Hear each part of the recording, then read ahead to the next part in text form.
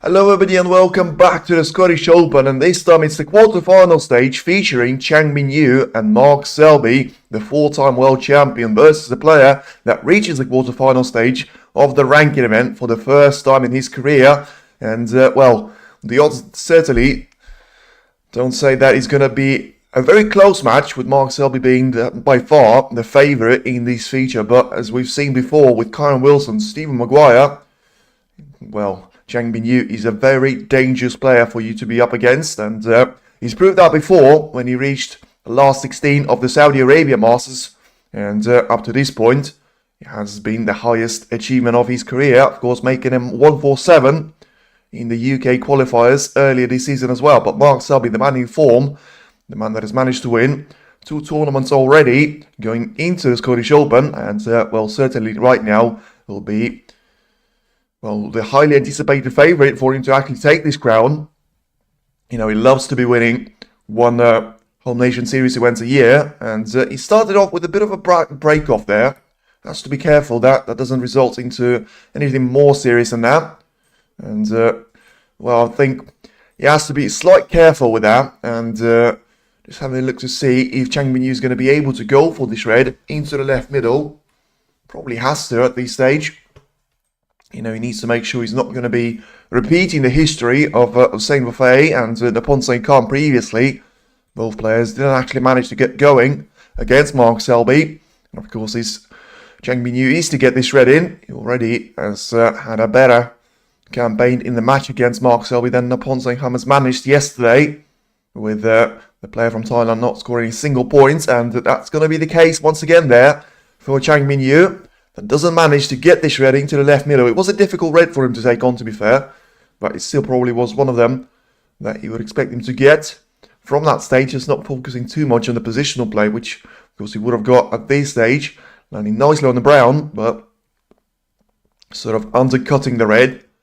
And in the end, he's not going to be able to start off a break now. Selby sends the same red onto the lower part of the table and manages to avoid 2 of those forming into a plant going into the right corner, which we have seen Chang Bingyu taking on previously. So that's going to be a thing for Mark to keep an eye on. And of course, a couple of surprises yesterday. Wu Yize and Kyron Wilson being knocked out. Probably have to be the 2 most significant ones. And Chang there going for the edge of the bunch of the red, and gets a nice little contact, because it was very important for them to do so. Otherwise, he would have landed on the red for Mark Selby to try and guide onto the left corner. So Mark will just have a look to see if he's going to be able to get the cue ball onto the top part of the table. And meanwhile, just having a look to see if he's going to have any of those reds available realistically into the right middle. Because it's the first time of the tournament we're going to see a match of best of 9. So it is going to have a break of 15 minutes after the opening 4 frames. And we could go all the distance. If it is to go all the distance, it is going to be 5 frames to 4 for a win of one of the players. Listen, Chang Bingyu already had a remarkable start to this campaign, as I say, beating the likes of Kyron Wilson, especially yesterday. The way that he's managed to produce that last sort of little clearance of the pink and blue combination, getting a lovely little long shot into the yellow pocket right now as he plays a nice little safety shot. So trying to sort of challenge Selby with his old weapon there, and getting the cue ball lined up perfectly in behind the green, but also on the ball cushion, so covering up the right hand side of the table pretty well. Now it is going to be all about just trying to get Selby out of that situation, which doesn't seem to be that easy, because I think the blue is going to be in the way of the white for Selby to try and get the red to spread out towards the right part of the table, and the cue ball being guided towards the yellow pocket. So has to find an alternative there. Maybe just sending the cue ball onto the main bunch of reds, trying to get them pretty much into the middle part of them. Because if he gets too close to the pink, he might give away a foul shot. And you never know, maybe a little red into the right corner. But also, if he goes too low, you'll cannon one of the remote reds, which will be another recipe for disaster. So then, Selby decides that he can see the slightest edge of those reds, and he can try and guide them towards the right corner pocket. And play the shot really nicely. Thought he was going to try and take the long shot on there at some point, but in the end he refused it. And well, the same red is going to be playable there for Chang. But he has to be very careful that he doesn't leave an open chance away to Mark Selby, because he's been so good at trying to capitalize on those mistakes from his opponents previously. You know, you talk about his perfect campaign at the Triple Crown event at the UK Championship, and of course that comes without saying that. He had a similar start to this campaign at the Scottish Open, and Chang Bingyu is going to miss this red. Now then, is he going to leave something away to Mark Selby? I think he will, and it's just going to be very important if the black is going to be possible into the right corner there, because that way it gives Selby a nice little introduction to get Chang started. And, well, Selby has to try and maybe just get the cue ball to go really deep onto it, try and get it onto the blue ball line, and manages to get the right side of it as well. So nice shot there, played smoothly by Selby, gets himself on the score sheet once again, and just has a little look to see if he's going to be able to stun the cue ball right now and get it lined up for that red to be taken into the right corner. And, well, as I say, another question has to be asked of, if it's not going to be Mark Selby, then surely, of course, if Chang Bingyu used to beat him, which, you know, funnily enough, the TNT and the WSD team actually think that's possible. I think it's going to be a huge shock if that is the case, for the pure consistency that Mark Selby has been showing. Chang Bingyu had some promising signs himself, but I still don't think they were quite as impressive as the performance that Selby was putting in, match in, match out. And, well, he's having a look there, Selby, to see if he's going to be able to go for this black now into the left corner to go 14 points clear. Just trying to place his hand up in between those two reds to try and control the white well enough so that he got the position on the red into the right corner. And, well, I think he just about managed to find a gap there. It was very close to getting a kiss on the red closest to the black ball cushion, which would have been a disaster there for Selby, because that way he runs himself out of position and put Chang Bingyu back at the table straight away. Now then rolls another red into the right corner, and Selby has got himself lined up for this black to be taken into the left corner. I think he can try and accelerate the cue ball into the main bunch of reds, play them with a bit of force and power. That way stun the cue ball off you know, some of those middle range reds, and have himself lined up for a red into the left corner. That way, you know, he's sort of once again, one of those shot to nothing, which won't see Selby sacrifice too much of the positional play, but also potentially can get him a few of those open reds to be positioned even nicer there for him. In the end, Selby goes for a rest shot, which he clearly played intentionally for, which I have to say does seem to be like a questionable decision at this time, because it is going to be a very tricky shot there for him to try and play. Because you have to add an extension on the cue, you have to play this one with a rest, and also you have to play with power to make sure that the cue ball is going to be away from the cushion, to not compromise himself on the black. So, you know, he's probably very likely to get this shred in, especially with him being such a good rest player, which he will do.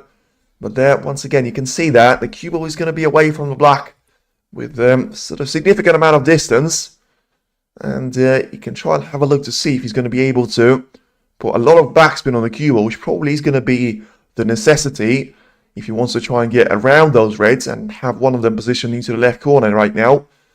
Now then, plays the shot nicely, gets the black in, and lovely little kiss. Well deserved there by Selby. And once again, it is a 30-point advantage. So starting off very similarly to the performance that he's had against both Hussein Vafay and Naponte St. Khan previously. Because the opening frame against Robbie McQuiggan was quite a difficult one there for him, because Selby had to come from behind. And, well, I mean, it does look like Chang Bingyu is going to get another chance here. And surely a first spot in this match, because Mark Selby has missed the red, which probably would have been a very unlikely mistake there for him. Just getting too much of the front end jaw there. And the red is going to stay over the pocket. So it's first real chance there for Chang Bingyu after the long shot was missed. And of course, what we've seen from Kyron Wilson's point of view yesterday in the opening frame, that time Chang Bingyu was able to produce a wonderful little century break of 125 points. Of course, wouldn't be possible for that to be the case right now, with only 107 being at the table after this black disappears. But still can go on an incredible run now, Chang. And he's done it before in his career. He'll be looking for his first maiden ranking event semi-final, and of course by far the biggest win of his career up to this point, having played some great legends with Mark Allen, Ronnie O'Sullivan, Kyle Wilson, and now Mark Selby. And, well, of course, looking to become for now a ranking event semi-finalist, but you never know, maybe in 2 or 3 years' time he will be the ranking event winner and a real threat for some of those tournaments. But you have to play better shots than that, to be fair, because he was trying to send a cue ball, well, with significant amount of power into the bunch of reds, but in the end he caught the edge of one of them and run himself out of position badly. Hello everyone, hello. Now then, 14 points is the difference between Chang Bingyu and Mark Selby, so he can try and get this plant in to the left corner, and that way he's going to have himself a couple of guaranteed reds there, which is going to spread out nicely, and he's played the shot nicely, and has he landed on this yellow? I think he has. He's got one of those reds to go over the right corner pocket, so doesn't really have to worry about positional play that much. Ideally just wants the cue ball to be going down the table and as close to that red as possible. So then, with him being only 11 points behind, he's still going to be a real threat for this frame now. With him having 4 reds in open play, one more being quite close to the left corner pocket, but having it to be played along the black ball cushion. It's going to be a slight problem there for Chang, but he has to get through the easy reds first. And plays the one which was closest to the right corner nicely. Now then, if he can try and place the shot with a bit of topspin, place the cue ball closer to this red, well, as close as possible really, and then have it to be rolled into the left corner pocket. That way he can try and bounce the cue ball away from the black ball cushion, and that's going to allow him to put a bit of distance in between the white and the cushion itself. And, well, yeah, as I say, I had a bit of a wild card for Weezer winning this tournament, especially after all the sort of withdrawals from the players, but ultimately as he lost out to Matthew Selt yesterday, he's going to have to go against the 20-year-old sensation from China, the world number 96 Jian John, which of course is going to be the lowest ranking player to reach the quarterfinal stage since we had Zhao Xington in the quarterfinals of the world champion competing at an amateur status. Well, Chang Bingyu is not quite there, but he's still the world number 70, so he will be a massive underdog going into this match against Mark Selby. But he's played some really good stuff now, and gets another difficult black into the right corner, allowing himself to open up the reds nicely there, getting the cue ball to position itself perfectly for a couple of reds to be an option there for him into the right part of the table. One of them will go either right corner or right middle. And now then, so has got a bit of a decision to make though, because ideally, probably not ideally, but he is going to need 4 of the remaining 5 reds right now, because he's very unlikely to go 43 points up on Selby at that point, with him going 13 up ahead for now. And the run for this red into the right middle slightly, after changing his mind and going for the red into the right corner previously, so may have to stun the cue ball and try and hold it for the blue. Doesn't really want to use the ball colours at this stage, but also doesn't want to over screw this cue ball, but he's played the shot perfectly now. He's going to have a minor but still an angle there for the right side of the blue to be taking the cue ball down the lower part of the table. Now that gets the cue ball position nicely for this red to be taken, and 19 points right now is the advantage for Chang, so he's going to have a look to see what the scoreboard is looking like for him. So he's about to make it 51 points remaining on the table, so he will be looking for that 35 points advantage as he tries to take out 2 more reds out of the table. I think the easiest for him to try and make his way through has to be the one on the black ball cushion and on the left side cushion, because that one is actually away from that sort of left part of the table by a significant amount of margin. There's overrun there for the cue ball, I think. He's going to have to try and play this one with a rest shot. I mean, he tries to get on the left side of the table. So let's see if he's going to be able to just roll the red in. Has to play with power though. 2 cushion escape onto the black. Played absolutely perfectly once again there from Chang. And very important for him to be on the top side of the black. That's exactly going to be the case there for him. So to go 34 points clear when this black disappears. And that way only needs a red to guarantee himself a respot. And the next black should put their frame to bed there. Of course, if it wasn't for Mark Selby to be his opposition player.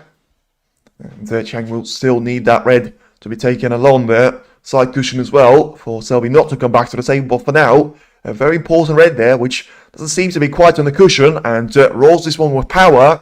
Caught the minor part of the jaw there, but still was enough there for him to drop this red.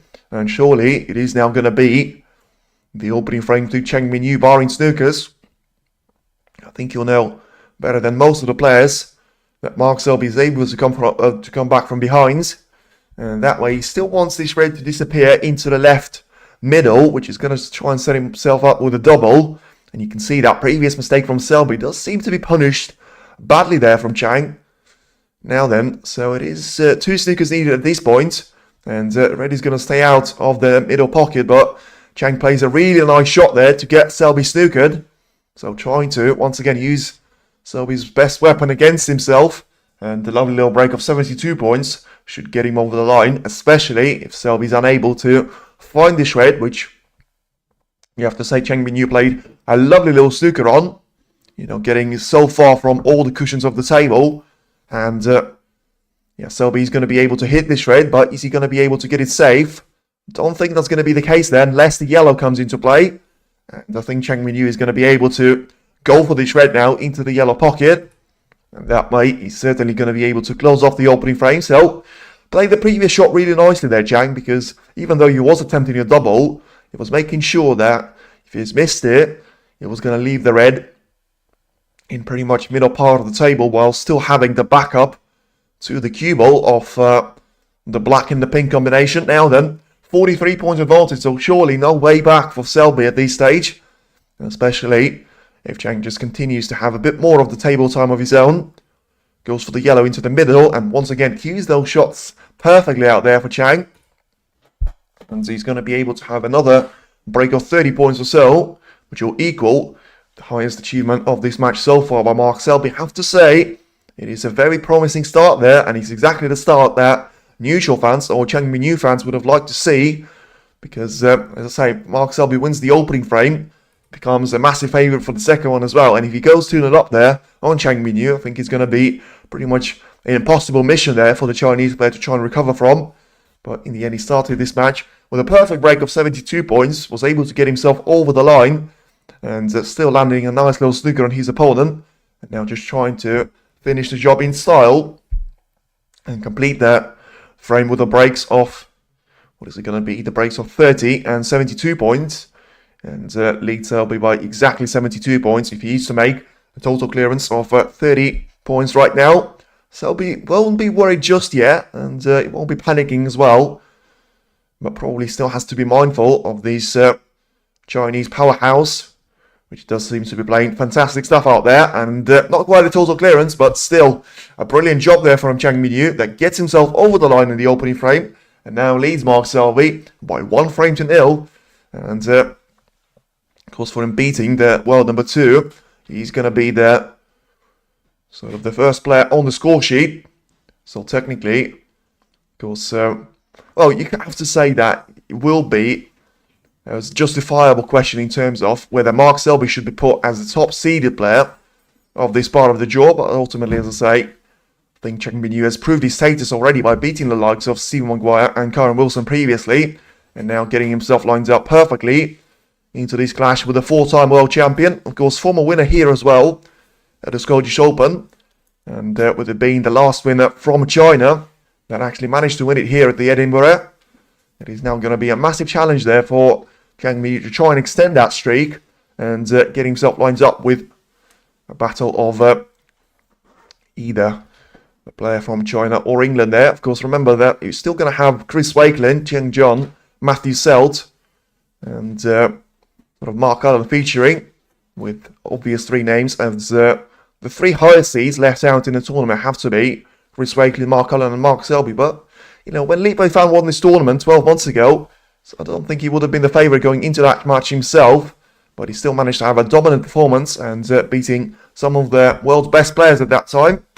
So it's never quite impossible there for either Jiang Zheng or sort of Chang Bingyu himself to try and have a remarkable campaign and defeat all of the opposition players in the progress.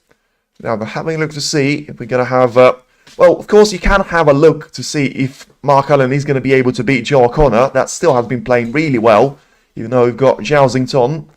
You've got, Zach Zuerti himself, which he has managed to have a brilliant performance up against.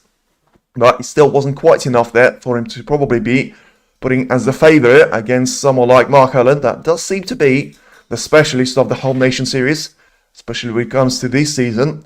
Managed to achieve the semi-final appearance at the Northern Ireland Open against Watchalong and lost out to the eventual runner-up. And of course managed to defeat another player from China in the final of the English Open for him to be crowned the first winner of the Home Nation Series so far this season. And the only tournament that Allen has won since becoming the 2024 sort of Riyadh champion. And, competing in that famous 167 ball.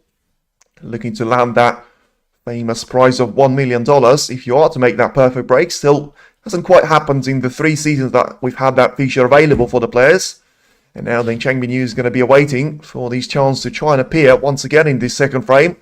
And hopefully for himself, of course, try and make it go similar sort of way that he's seen the opening frame. And especially ever since that mistake from Mark Selby, being able to capitalise on that and produce a lovely little break of 72 points himself. And before landing in snooker on Selby and finishing the job off with a break of 18 points there to sort of land a full blow to Selby himself. But as I say, I think the last person that you would expect to panic on the WST Tour is going to be someone like Mark Selby, with all the composure, the consistency that he produces on the tour, and in being the most informed player as it stands, still being the current both invitational and ranking event winner. Now then, Chang Bingyu leaves a red there for him to try and take into the right corner. Let's see if Selby's going to try and take this invitation. He did. Now then, he's missed it by, well, quite some margin. And let's see if he got away with this one, because potentially he's going to have a red available there to Chang Bingyu. Off into the right middle, but I think Selby doesn't seem to be too worried about it, which does seem to be an indication that he's played the shot with the sort of intention of leaving the cue ball quite close to that red anyway. And didn't expect Chang Bingyu to take a long look at that red anyway. That doesn't seem to be the case now. Sends the cue ball to the ball cushion and has a nice little diagonal line of the green and blue in the way. Off the white at this stage. So once again, potentially just forcing Selby to go off 2 cushions and trying to catch the majority of those reds from their sort of left hand side of the table. Try and get it into the side cushion. Bounce onto the black ball cushion itself and try and cannon into the pack of the opening reds. Still at this stage, probably can afford a minor margin of an error for the simple reason of not many of those reds actually being in open play. And that way, Selby has to be very, very careful with his opening reds that he went for. Of course, he has gone for the long shot in both the opening and the second frame. But it's not about long shot right now. It's all about just trying to get the cue ball into a safe place. And I think he's going to try and cannon that red with a very thin contact and try and get cue ball to the top part of the table. But he's going to drop it into the right middle. So that might not actually be the worst outcome there for Selby, because if he didn't drop the cue ball, he would have been leaving it right over the right middle. And that would have allowed Chang Bingyu to go for a shot into the left middle. And at this stage, you have to say he has to go for a long shot for him to try and hold the cue ball full of black one more time. And, well, the approach for him has to be taken very much at the wise point right now. Because if he's going to try and go all in there, he might have chosen this tactic against the wrong player. Especially for the style that Mark Selby has been putting on previously. And that's why I said it, because if you're going to pop this red, you're going to be positioned nicely for the colours. But in the end, he is very, very lucky with this one, because even though he has left out the red over the green pocket, he's still going to have the yellow to prevent the cue ball from actually seeing enough of this red.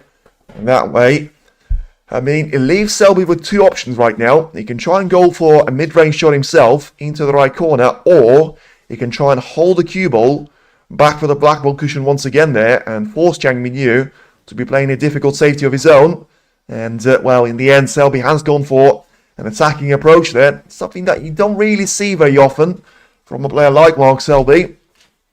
And you're going to have Chang Bingyu to try and position this red into the green pocket. And yeah, he's having a look at this one now, because if he is to try and hold the cue ball for the black ball cushion, has to play the shot with a lot of power, and that way, he leaves him very much vulnerable to getting stuck in those reds, and leaving himself in with a chance there of actually missing the pot overall, and that's exactly what happened there. So probably focusing too much there on trying to get enough power on the cue ball to get it lined up for the blue into the right middle. And in the end, it is going to be the same red presented nicely to Mark Selby. So then, there's a chance for the Jester to try and get himself in here for a break. So far, his highest achievement in this match has been that opening break of 30 points. And he has to make sure he's going to be able to do better than that in the second frame. Because even though you are the highest rated seed left out in the tournament, and you are the high favourite going into this match, you can't afford to be going 2-0 down at the match of first to 5, especially if you're going to let your opponent back in this match. And well, so far, Selby does seem to be struggling to have any sort of consistency and any sort of decent form out there, because he misses another red that he tried to play along the side cushion and has to come back to his share one more time. And Chang Bingyu just having a look to see if he's going to be able to go for the black into the left corner. I don't think that's the case there, so potentially has to try and just hold the cue ball there with topspin. Similar type of a shot that he's played on a couple of occasions in the previous frame, but of course that way he had the cue ball up closer to the red, and he had some sort of points advantage at the opening part of that frame. And right now he's going to be leaving a table full of reds there for him, so that's why he's probably just having a look to see if he's going to have a better option there presented to himself of just going for a 3-ball plan there, which I don't think he can see directly there, with a 2-ball plan having 2 reds so close to each other. And that way he has to try and force the third red into those two, and still send the cue ball onto the position of those colours. Now then, has he played the shot well enough? I think he has. And is he going to be lined up for the brown? I think he will be. It's a lovely little shot there from Chang. And once again, of course, this time around, it is going to be the first chance in the frame presented to Chang Bingyu now. But it's a lovely little introduction pot there, just like we've seen in the opening frame, where it was the break of 72, which actually followed. As I say, when he gets in with a chance, he's going to be very dangerous, no matter who he's going to be up against, because remember, it's snooker, especially at the business end of the tournament, it is going to be you against the table. And Chang now just having a look at this red, that he can try and roll along the ball cushion and into the green pocket. That way he gets himself lined up nicely for this blue to be taken into the left middle. And I think if he plays his shot well enough, he's going to be able to try and get onto those reds into the right middle pocket, which I think he's going to try and navigate his way through for now. Try and stay on the blue. And, has underrun for this red slightly, because even though he can still have the positional shot on the blue, ideally would have liked to see himself trying to play the cue ball so that he can actually land on the right side of the blue and send the white down the table one more time. That might actually need him to try and play for the black now into the right corner, taking this shot with a bit of power. If he wants to play for the blue, going for the backspin shot. And has he played well enough? I think he has. Lovely little shot once again there, getting the right side of the blue and having 16 points as his advantage. Still at this stage, unless you are going to be over the line, you're going to have all of those reds available. Not really any of those colours that are actually going to be in problem position there for Selby, if he is to make a similar sort of comeback that we've seen from Chang Bingyu in frame number 1. So then, once again, similar sort of an approach, going for the red with a bit of backspin on the cue ball, and trying to get himself lined up for this blue to be taken into the left middle. Going 22 points up on Mark Selby right now. And, if you are to make any sort of positional changes right now, the most significant one has to be trying to adjust the way that the black is positioned right now, and trying to get a couple of those reds away from the black ball spot. And I think that's exactly what Chang Bingyu is going to try and do here, with him having a nice little shot there that he's managed to play. Now needs a little bit of a stone shot, getting the cue ball as close to the black as possible. And once again, just play with a lot of topspin, get himself lined up to try and take this red into the left corner, but he's landed a bit awkward on this black. So I think he's going to try and eliminate the other red, which would have been so close to the black anyway. And he is now having a look to see if he's going to be able to try and get deep onto cue ball one more time and get himself 43 points of a cushion. He's to get this black and red combination completed once again. So he doesn't have to do anything with the cue ball for now, because he's going to have that red so close to the left corner pocket. And Mark Selby, well, if I said that he wasn't going to be worried in the previous frame, well, you might just about start to get worried, not quite panicking, because I think for Mark Selby, panic is going to have to come at the stage of being 4-0 down. But it is certainly going to be a switch of the play there if Chang Bingyu is to go 2-0 up. Still has got around 30 points to try and accumulate until that's going to be the case. But the start certainly has been there for him. And the way that he's managed to play, it wasn't like he got, you know, the break of 72 points and 51 and counting by an absolute fluke. He was able to work his way through both of these positions that have actually been really tricky there, especially for him to try and start with. Now, well, I mean, if he gets really deep onto the cue ball, he can try and make his way onto the black one more time. Don't think that would have been his preferred shot, because you have to control the cue ball perfectly. And, well, probably in the situation that he found himself at, he probably managed to execute it perfectly. Still going to be a bit of a stretch there for him to try and to pot this black.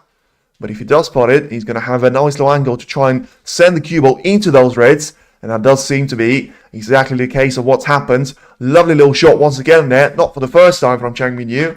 And he's still going to have a perfect position on this red to be taken into the left middle. So this time it is going to be a lot more straightforward of a route for him to try and cannon the cue ball back for the black one more time.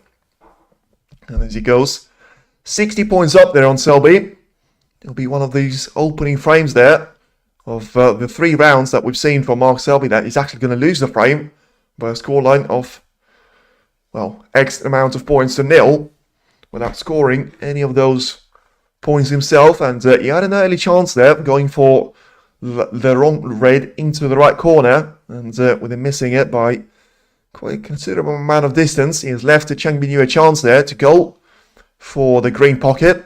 Chang wasn't able to take it, but Selby wasn't able to do that either. And right now, it is going to be Chang Bingyu certainly taking the second frame now, as he is 68 points clear of Selby, with 67 points at the table as it stands. And still looking to land a lovely little break of 100 plus points, with still a break of 132 being available if the remaining 5 reds are to be taken with the black. And the 6 color clearance is to follow shortly. And Chang is having a look to see if this black is going to go now into this right corner pocket. And he was able to get this one with enough power. And one more time you can see the lovely little starter that he's had of the second frame. And probably slightly more difficult than the one that he's had in the previous frame. And you can see the result is going to be the perfect break of 84 points and counting. So still manages to get himself on the black, as he's looking to try and eliminate 3 more reds there for him to land a century break. Goes 87 points, so he will need 2 red and black combinations for him to be over the line in terms of getting another century break. May start to lose count there. He made 2 against Wilson yesterday, and he's about to make another one against another world champion here. And of course, a massive favourite for the tournament before this match has started. But as I say, I didn't really expect Chang Bingyu to roll onto the scene and try and outplay Selby, especially with Mark trying to be quite aggressive at the early part of those frames. In the end, that does seem to be backfiring slightly there on Selby. And now then, it is a shot for the century break. 96 points there for Chang Bingyu. And as he tries to get the cue ball with a lot of backspin on this blue, he's going to be looking to try and resume the break here. And once again, lovely little shot there, and a century being made one more time there for Chang. He does seem to be an absolutely player on fire right now. And if he's going to be able to land a break off, I don't know, around 130 points in, still possible there for him.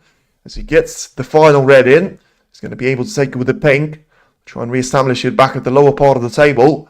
That way he gets onto the cue ball quite nicely to have himself lined up for the yellow. So still a total clearance will leave him up with 135 points being scored, and a century from Chang. Well, it does seem to be a bit of a different match that we've seen with Mark Selby and Nippon Senkan, because Selby was able to outplay Senkan in pretty much all the departments. And apart from a couple of mistakes that we've seen from Chang at the early parts of those frames, he has been absolutely unstoppable, making the breaks of 72 and 113 points now, as he lands a beautiful green into the yellow pocket, rolls the brown into the same pocket as well. And Selby, well, listen, he's certainly going to be worried if he's not going to win the third frame, because that will leave him 3-0 down. And Chang Bingyu more than halfway into the semi-final. We have seen just how much it actually meant for him yesterday to defeat Karen Wilson, but surely it will be twice, if not 3 times more than that, of a joy that we're going to witness from this young man from China, if he is to find 3 more frames there. But for the opening 2 frames, he has been absolutely supreme and playing some brilliant snooker, and probably something very similar to the best performance that we've seen all week there, certainly in terms of the opening 2 frames. And Mark Selby has to try and come up with some sort of answers, because until that point, he finds himself in a lot of trouble there. It's Selby 0 and Chang Bingyu 2, and we certainly have a game on our hands. But is it going to be a game for Mark Selby?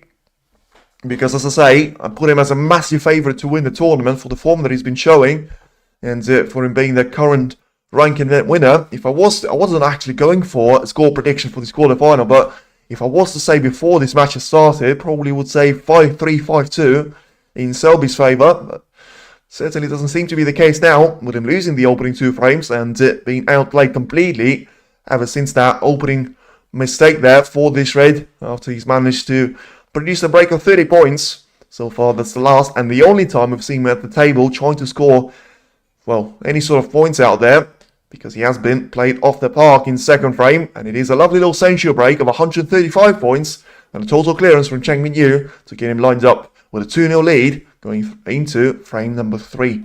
And still all to play for, but Selby has to make sure he's going to wake up right now, or he's going to be too late for him try and turn up for the second part of this quarterfinal.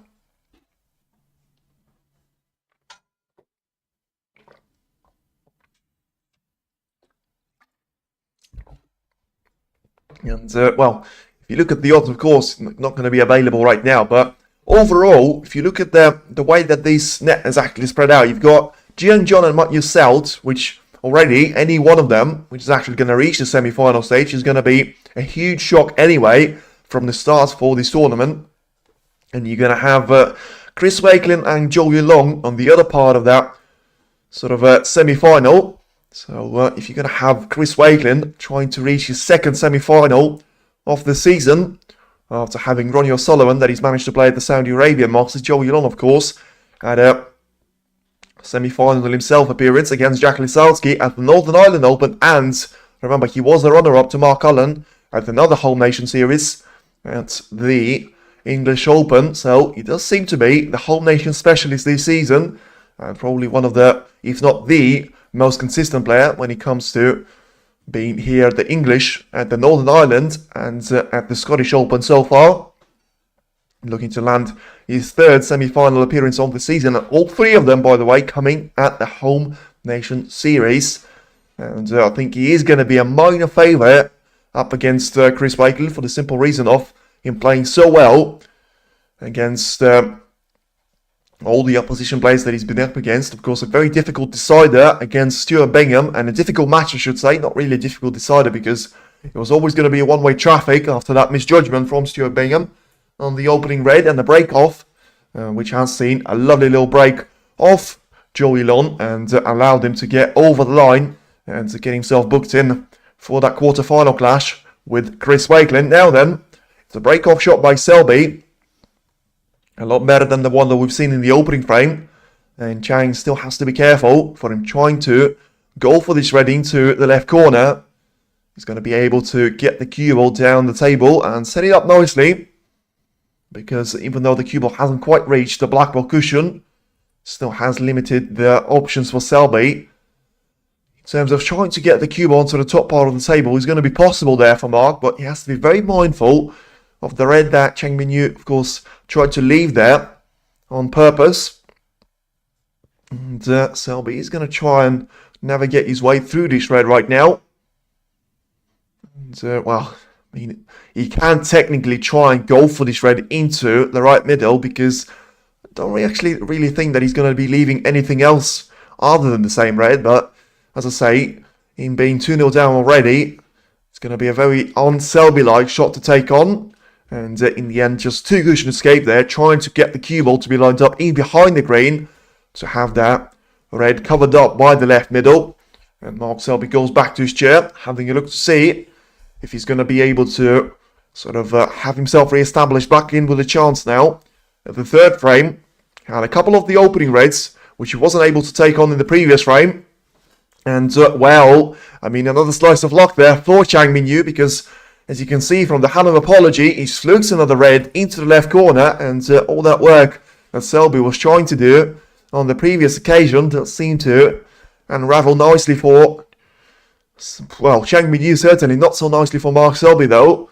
Of course, could have had a bit more luck with the kiss on the green, but I think it's going to be a bit unfair for you to be asking from luck after you fluke a red like that.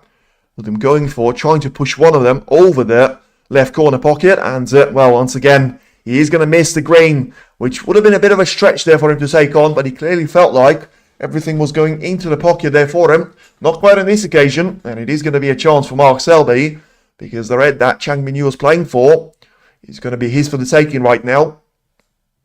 So then, he's got this and one more red available to him onto the lower part of the table, but I think the way that he can try and go for this blue right now into the right middle, I would be very surprised if I don't see a full power shot there from Selby and trying to get the cue ball perfectly onto the pink. And I think he's managed to play the shot pretty nicely and didn't get too much luck, to be fair. And you can see the disappointment in his face. Yeah, he's didn't get lucky at all. Let's have a look if he got... Yeah, he got pretty well onto the pink there, to be fair. And it was a firm contact that he managed to get on the second most expensive colour, and still doesn't look like he's going to have any sort of option available in terms of trying to resume the break here. And, well, very likely to just send the cue ball onto the top part of the table, maybe try and get onto the spine of brown, blue, pink and black out there, because that way you cover the main bunch of the reds from any sort of attempt of a safety play.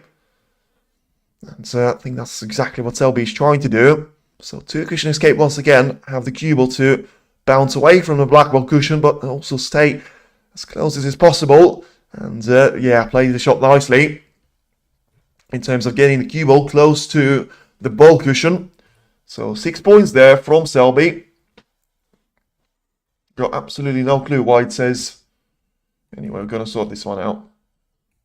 Don't know why I was saying 6 points for Bingyu and not for Selby, but anyway. So then Mark Selby has got a 5-point advantage over Chang Bingyu going into another safety battle, and of course Selby had an advantage there of trying to play a safety shot, getting the cue ball to be lined up for the ball cushion, but as you can see there, the shot that Chang Bingyu is having a good look at is going to be a red that he can take on into the left corner, but once again I need to see if the black is going to be available first. Because even though you're going to have the green over the green pocket, but still, the way it is over the green pocket, even though you're certainly going to be able to get the green in, I think it is going to be very complicated for you to try and get the position on the next red. And with Chang Bingyu taking over a minute now on this shot, it does probably indicate that Selby has managed to do all the damage there to him in terms of blocking off all the safety routes that you thought were available. So once again, as the shot time is going to reach 90 seconds, Chang Bingyu still has a little shake of the head there. Don't think he's got anything on his mind right now, but he has to try and find it. As I say, unless the black is possible into the right corner, I don't really see a point of going for this long red, because you're not going to be close to the green anyway, because it just doesn't have the angle for that to be the case. And if he's going to try and take the red for the sake of it, and just getting 1 point on the board, it is going to be, well, certainly not worth the risk there for him. Well, he's having a look at another red that he can try and take into the right corner, but what a shot that he's managed to find there.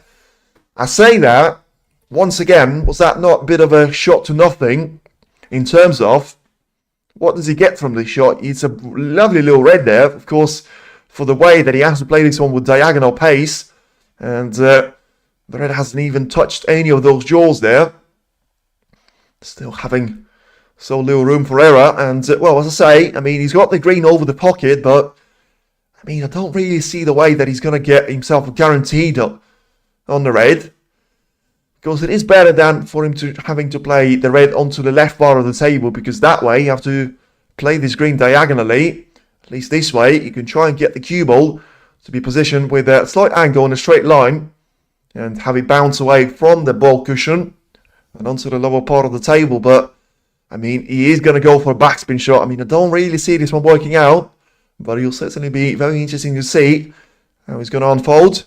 Yeah, he's trying to put all of his power on this shot, and decent effort. It's not going to get him anywhere though. And the break of 4 points once again. I mean, he must have been really desperate times there if you felt like going for that risky red into the right corner and just getting 4 points, which is always going to be the case there, with him not having the black or pink to play for. Well, it's the best possible chance to try and get out of that situation. Now then, getting the cue ball down the table one more time and trying to put a bit of distance in between most of those reds and the cue ball itself.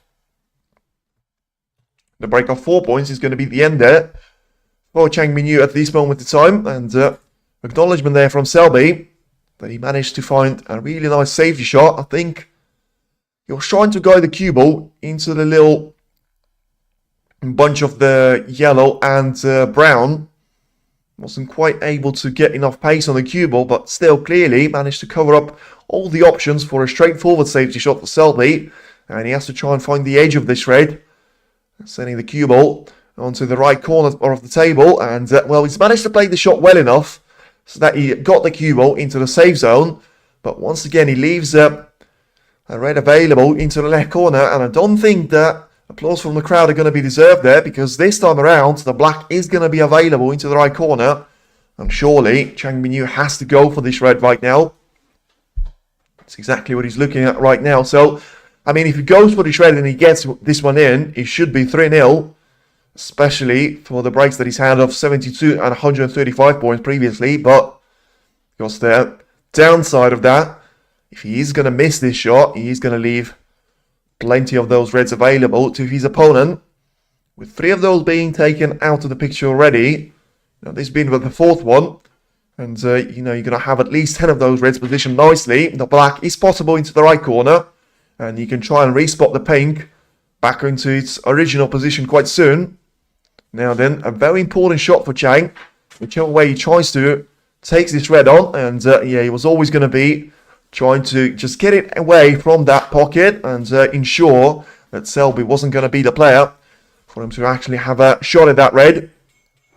In the end, Chang has to return back to his seat and have a look to see if Mark Selby is going to try to go for one of those reds, which Chang has left out for him quite nicely towards the right corner pocket.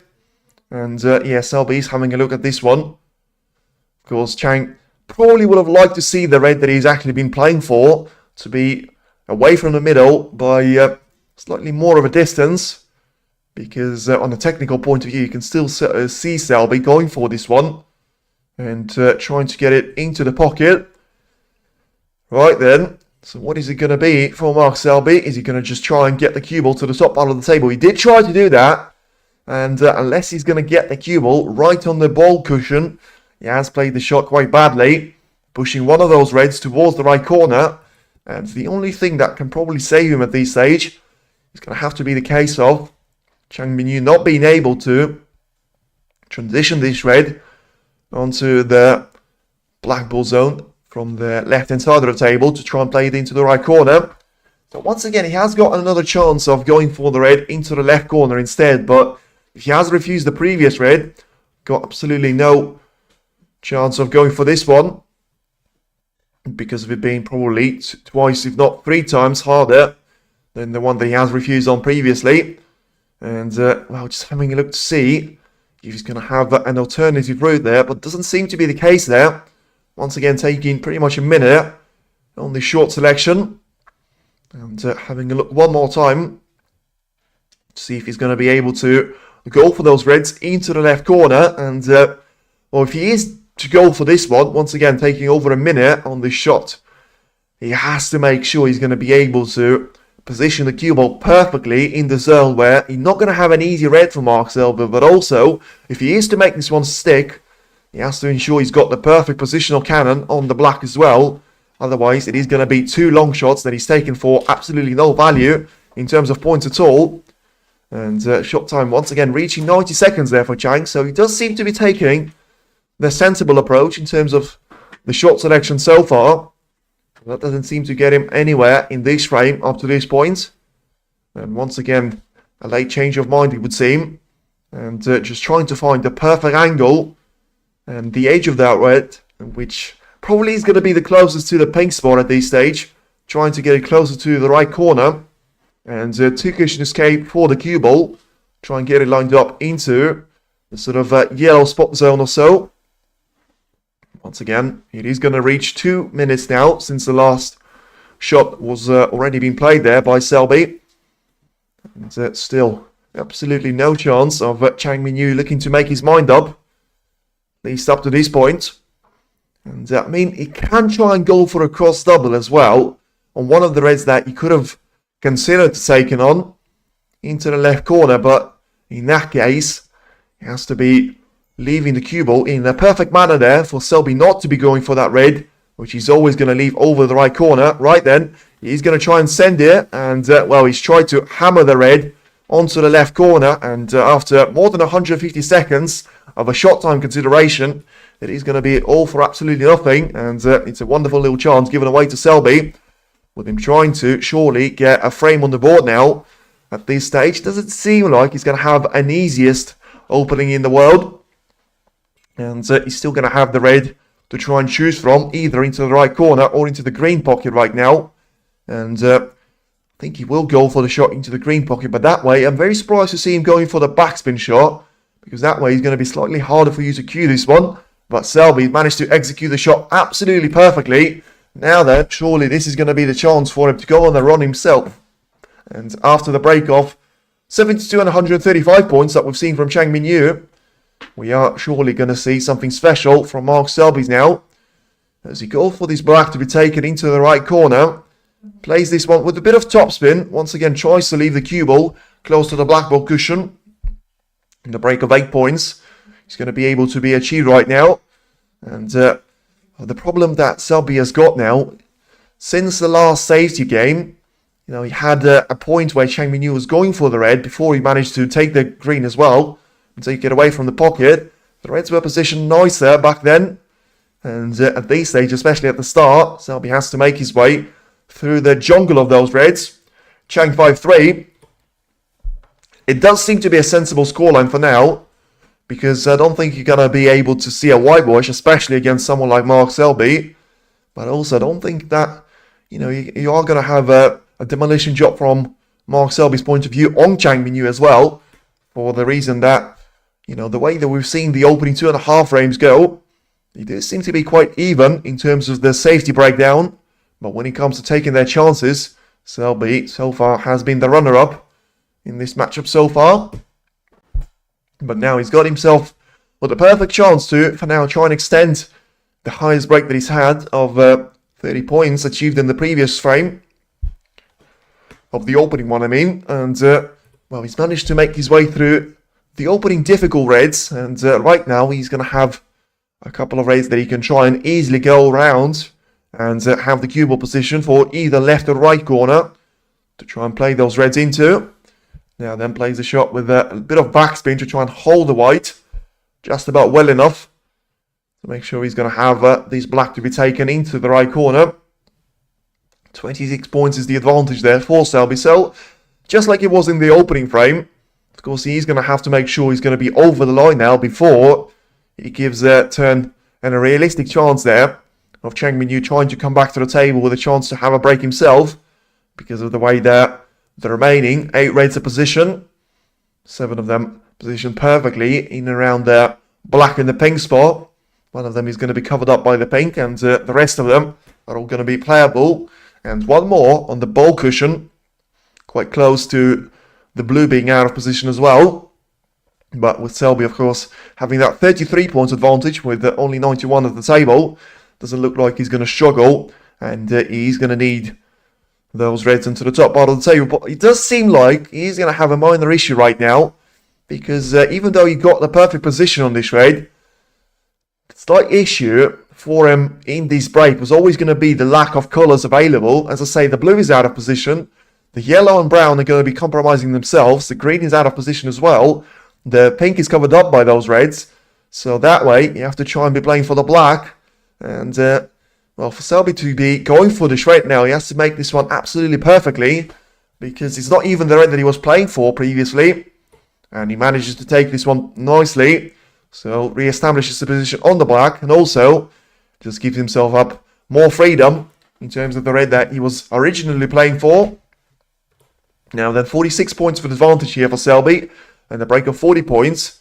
So looking to land his first real blow there to Chang.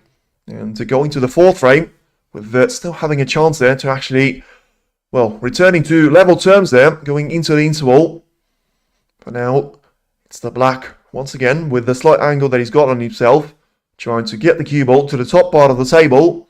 And plays the shot wonderfully one more time.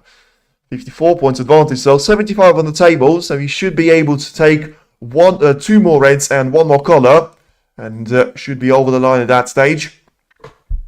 But now having a look one more time at the red that he can try and take, because I think he's underplayed for this one again, so may have to try and cannon the cue ball onto the pink at this stage. He's going to go for the top spin, which probably just confirms that. He's tried to do it, and I think he's played the shot really well, because he wasn't even actually trying to catch the pink, he was just trying to send the cue ball onto the other couple of reds, and to have the pink position for the right middle to be taken onto. And now to go 56 points clear, with 67 on the table. He does need a red and a colour combination, I beg your pardon, so needed 4 shots at that time, but of course only 2 at this stage. With him getting this red into the left corner nicely. So then, frame ball chance for Mark Selby, and a nice little answer, of course, after the opening battle.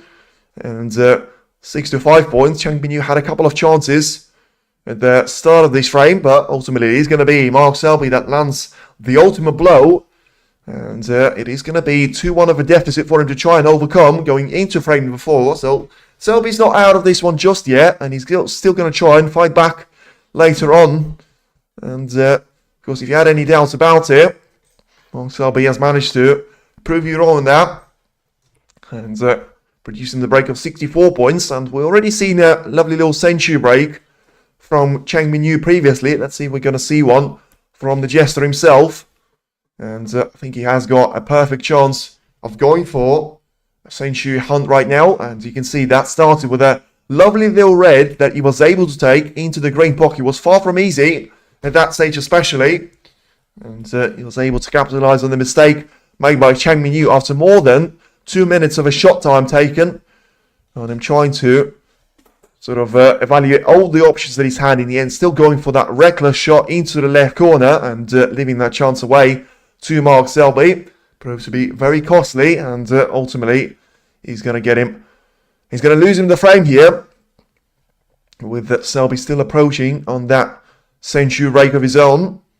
10 reds, 8 blacks, and 2 pinks so far. So pretty much a perfect break at this stage. Now then, Selby was always going to try and go for the brown at this stage, because he's going to need the yellow for it to be taken. And well, yeah, I think he ran himself out of position on that brown slightly, so had to go for the yellow. And as the referee, he's going to have this one to be respotted. I think there's still going to be a way there for Selby to try and land this yellow into the green pocket, because if he plays this shot with just trying to hold the cue ball back there, I think he underplayed slightly for this blue, and needs a mighty bit of topspin for the cue ball to be going past the yellow, and try and make sure he's not going to be able to touch this one. That's what he's tried, and plays the shot wonderfully once again there, Selby.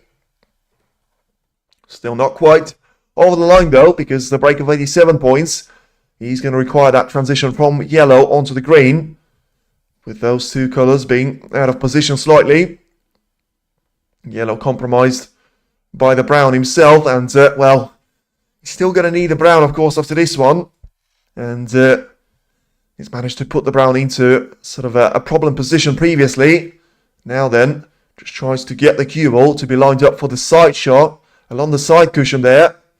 And well, plays another shot really nicely there, Selby. Now then, getting the green in ensures that he only needs the brown and blue combination for it to be the second century break in the opening 3 frames that we've seen. In the first one, come from Mark Selby's point of view. Let's see, he already managed to land himself a frame-winning break. Now then, is it going to be a century break? Not quite, because the brown is going to stay out, so it is going to be the break of 92 points, but still, a wonderful little display there from Selby that gets himself on the score sheet for the first time, and ultimately avoids going 3-0 down there to Chang Bingyu, and still leaves himself with an awful lot of chances of trying to re-establish the order and still be the semi-finalist for the 4th time this season.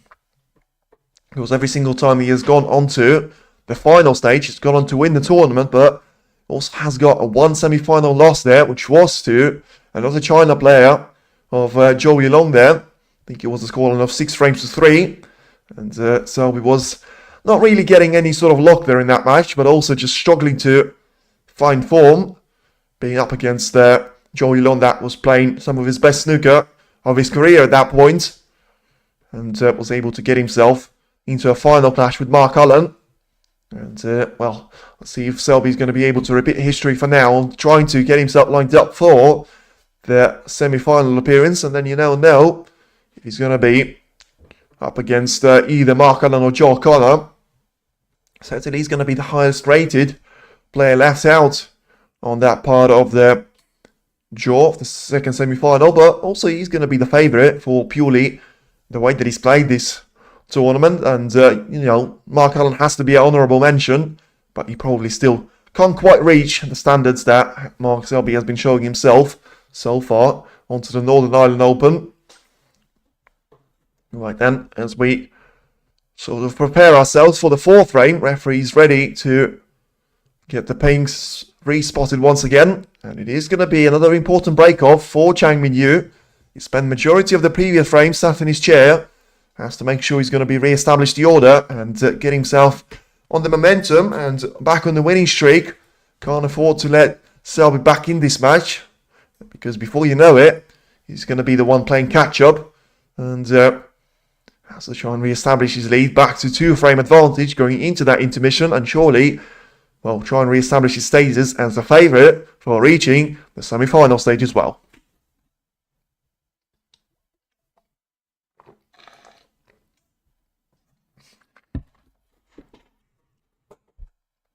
So it does seem like we've got everything ready, so just waiting for the confirmation for the referee. And we are going to have 4 frames started, as I say. It's going to be the first match of the tournament where we're going to have the intermission break of 15 minutes played after the 4 frames. And yeah, let's see what Selby got to think about it, because ideally he wants to try and build on that break of 92 points and have himself re-established as the winning force, as I say. Chang Bingyu is going to try and go for the break-off shot, which ideally for him, he wants to open up the reds in such way that he's not going to leave any one of them available to Selby. But I don't actually think that he's going to be looking for another lengthy safety battle, because at the time when it actually occurred in the 3rd frame, he wasn't able to sort of sustain that momentum from Selby, and in the end Mark was able to run away from him. And well, just as I say, I mean, Chang Bingyu probably done the opposite of what he had to do. You know, barely getting a red in open play, but also the only red that he's managed to get in open play is left out to Mark Selby. Oh, Selby wasn't able to get this one in, and is he going to have the black to try and cover up this red? I think that is going to be the case there. Selby is prepared to go back to the table.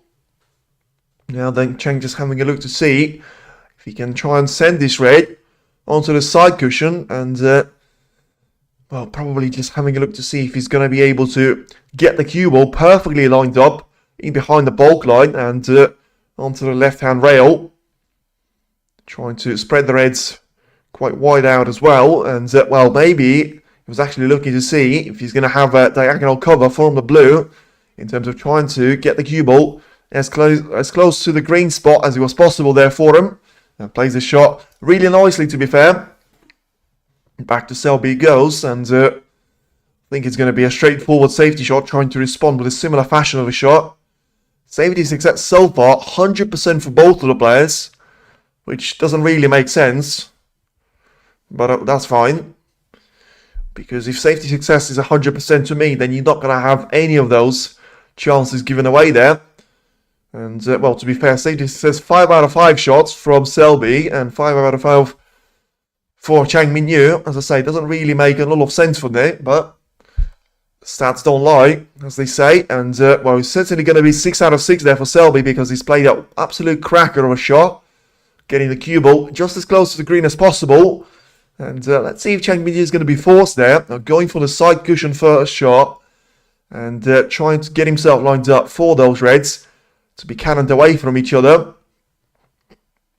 Now then, nice response from Selby. It was, but he still needs one more frame there because, you know, when you have that 2 frame of a cushion to Chang Bingyu, the opening 2 frames, if Selby wins one of those frames and you win another one, you get yourself re-established with a 2 frame cushion and ultimately just 1 frame closer to your ultimate target of winning this match. But Selby does seem to have a nice little response in the 4th frame as well. Now then, it's a very important shot coming up here for Chang, and he hasn't played it well enough at all. And, well, it was a brilliant safety shot from Selby, but also it wasn't such a great response from Chang Bingyu here. And this could be the first real chance there for Selby to try and get himself back level on the frame score sheet. It was probably too early to say that right now, but he got quite a promising position up ahead of himself. He's not going to have too many of those reds in open play, but also not too many of them bunched up into one huge pack right underneath the pink spot. He's going to have some of those remote reds closer to the black ball spot that he can try and make his way through. And that way, he's going to be able to sort of try and go one step further than Chang Bingyu in this frame. Because we have seen one of those frames already there from Chang and the break of 135 points, which ultimately ended the frame with Selby having a 0 next to his score sheet on frame number 2. Let's see if Selby's going to be able to produce a similar sort of performance there, because he certainly does have the ingredients now, with all those reds being so close to the cue ball and in and around the black ball spot. Has got 8 points of an advantage after he takes the first sort of red and pink combination. Now then, he gets himself lined up for this black to be taken into the left corner. Ideally, of course, wants to try and push the cue ball through the little cluster of those reds and, well, in the end avoids the contact with all of them, which at this stage, the way that he's played this shot, probably is not going to be the bad news for him, because that way it leaves him with an option of going for the red into the right corner. But I think that the way the cue ball has actually landed so close to that red, so he's probably not going to be able to go for that one, so has to try and bridge over one more of those reds and get the cue ball around the black to have himself set up one more time for expensive colour to be taken. Lovely little shot there from Selby, because it was an important red for him to take out and away from the position, because of the way you're going to have the remaining reds in his group sort of positioned next to each other. And if you take them out one by one, you're going to have a couple more of those reds that you can take into the left corner. And that way, you try and build on having more and more of those reds available to your name, and as you take more and more out of them away from the table, you're going to have more freedom for the cue ball and less problems of navigating your way through and trying to get yourself lined up for those colours. For now then, Selby's trying to eliminate the red, which I actually thought he was going to try and keep in case he was going to struggle on the positional play closer to the left middle, but he clearly feels like he's going to have loads more options on the lower part of the table, and maybe just trying to build on that and having that easy red eliminated. And, well, played a bit of a bad shot there, because I don't really understand what he was trying to play for, apart from the red, which he is going to take on right now with the rest into the left corner, as he clearly is signalling to the referee there. Still going to have a straightforward way of getting around. Well, I say straightforward way. He still has a way of getting around the black.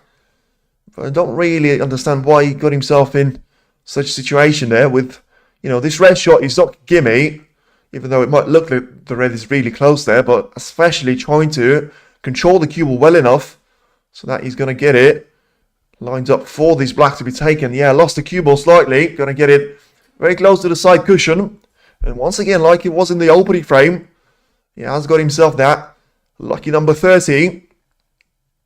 And of course, what followed up was a mistake of missing the red at that time into the same corner that he's trying to get this black in. And the break of 72 points, which got Chang Bingyu the win in that opening frame. But no mistake this time around. And it is going to be a red well taken, but has Selby managed to run himself out of position? Don't really understand once again what he was playing for, and that's exactly why I would have recommended him to try and leave that red closer to the left middle. There's a backup option there for situations like that, because even if he can get through to this red, which he can, I mean, where's he finding the next colour from? And yeah, exactly. I mean, it does seem like he's very surprised about it, but I don't really understand what he was playing for one more time, because, I mean, he was on the ropes for a couple of those shots. And just trying to survive on getting those pots in, but just a matter of time until you're going to run yourself out of position in situations like that. And of course, he was never going to be sustainable. Now then, 38 points for Selby as the advantage. Still 99 on the table. Didn't even manage to get, well, sort of 60% of the job done.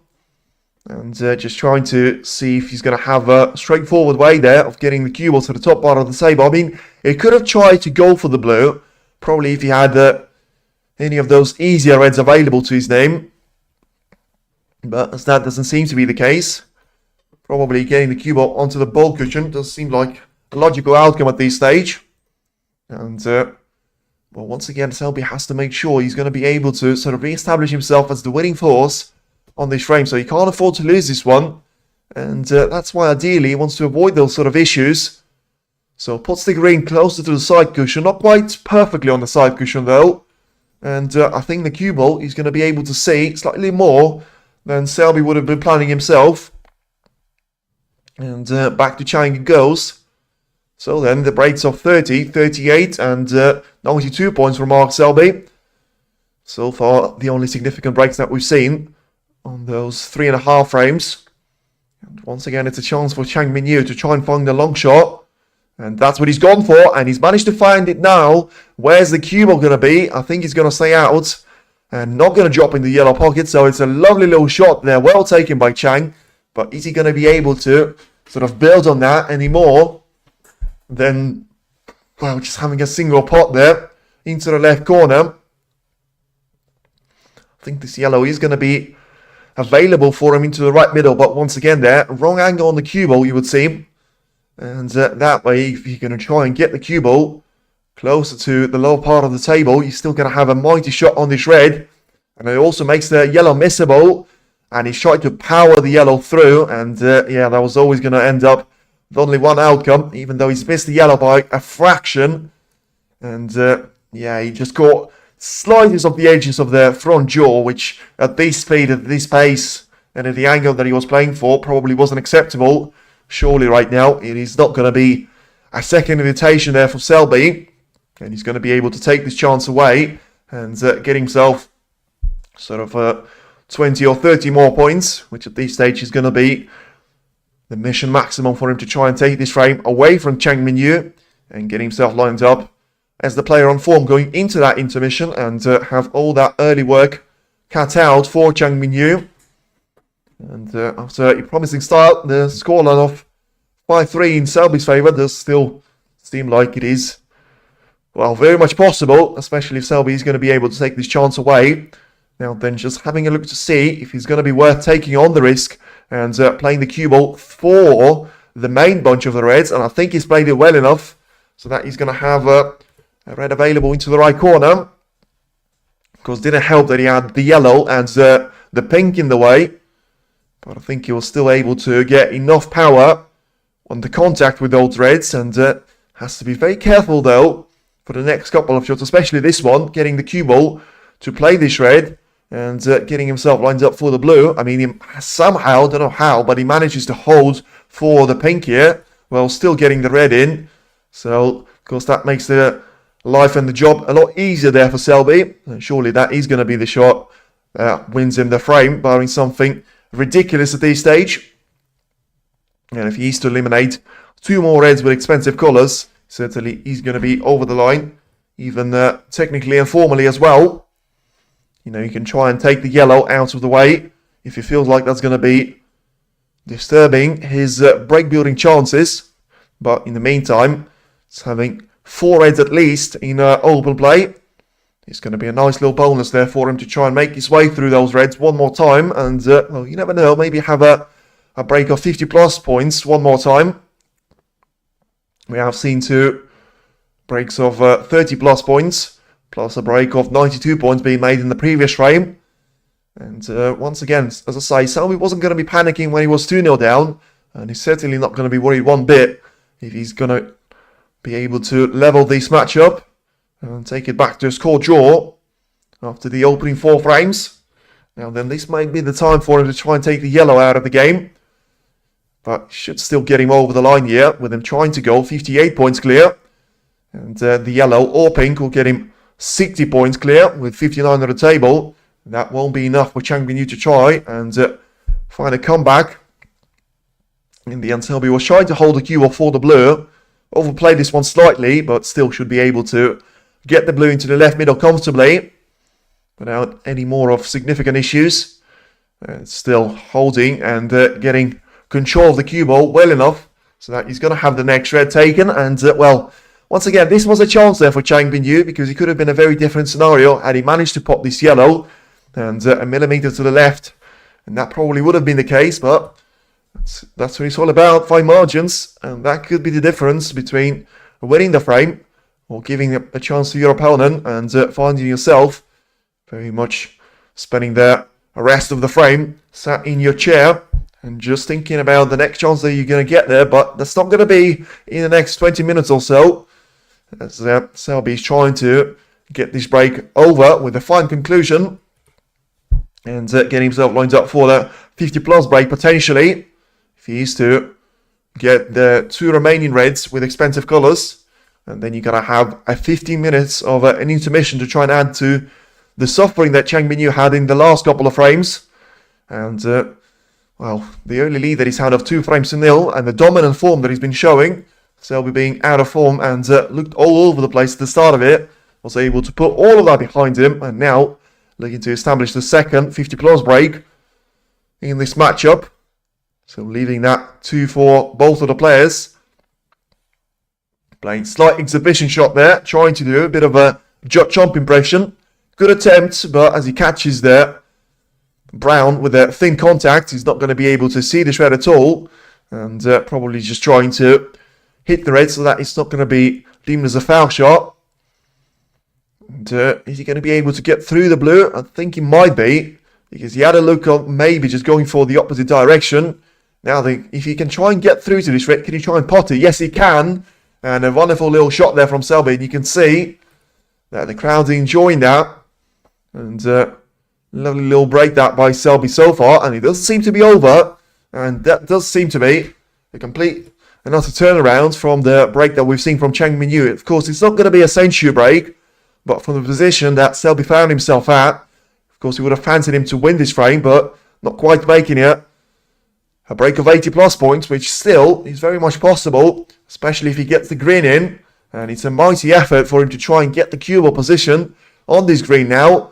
And once again, rightly so, getting the applause of the crowd.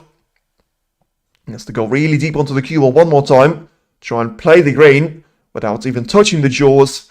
Once again, another beautiful shot there from Selby. So the break of 61 points. So he's already 2/3 of the way of his highest break of the match. And it doesn't seem to be ending the break just there. Still getting nice little brown into the yellow pocket. And, well, certainly it does seem like he's going to be on the finish line for the break of 83 points to be completed. And one of the best clearances that you're going to see all week there from any sort of players. You know, the famous break off of 146 and of course an attempt for a maximum that we've seen from Mark Selby have all been Absolutely brilliant and breathtaking to watch. This one has also been very, very special for some of the shots that Selby has had to play, but also for the way that he was able to get onto those colours brilliantly. And now then, little exhibition, so little double, little quadruple, little treble, and in the end, it's not quite going to be there, but it's still going to be a lovely little break of 76 points, and it is now back to square one for Mark Selby and Chang Bingyu, as both of the players go for the intermission. And now, in 15 minutes' time, hopefully we're going to see, well, more of the same there from the two players trying to play their best snooker. And let's see which one of them is actually going to be the winner. And he's going to be able to progress into the semi-final stage. Is it going to be the first time ever for Chang Bingyu, or is it going to be the fourth time this season for Mark Selby? Looking to find that out in 15 minutes' time. Stay tuned in.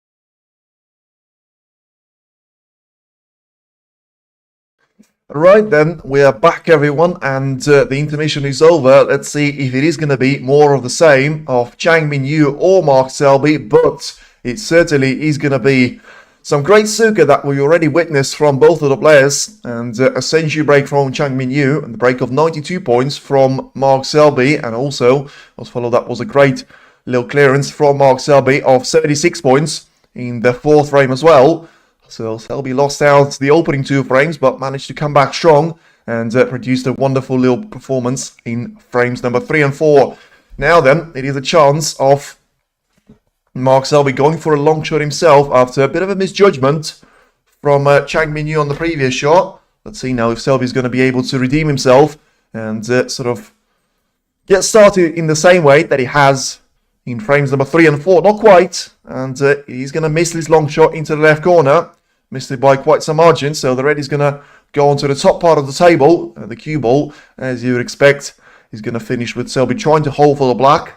Was never going to leave any of those reds for Chang Bingyu anyway.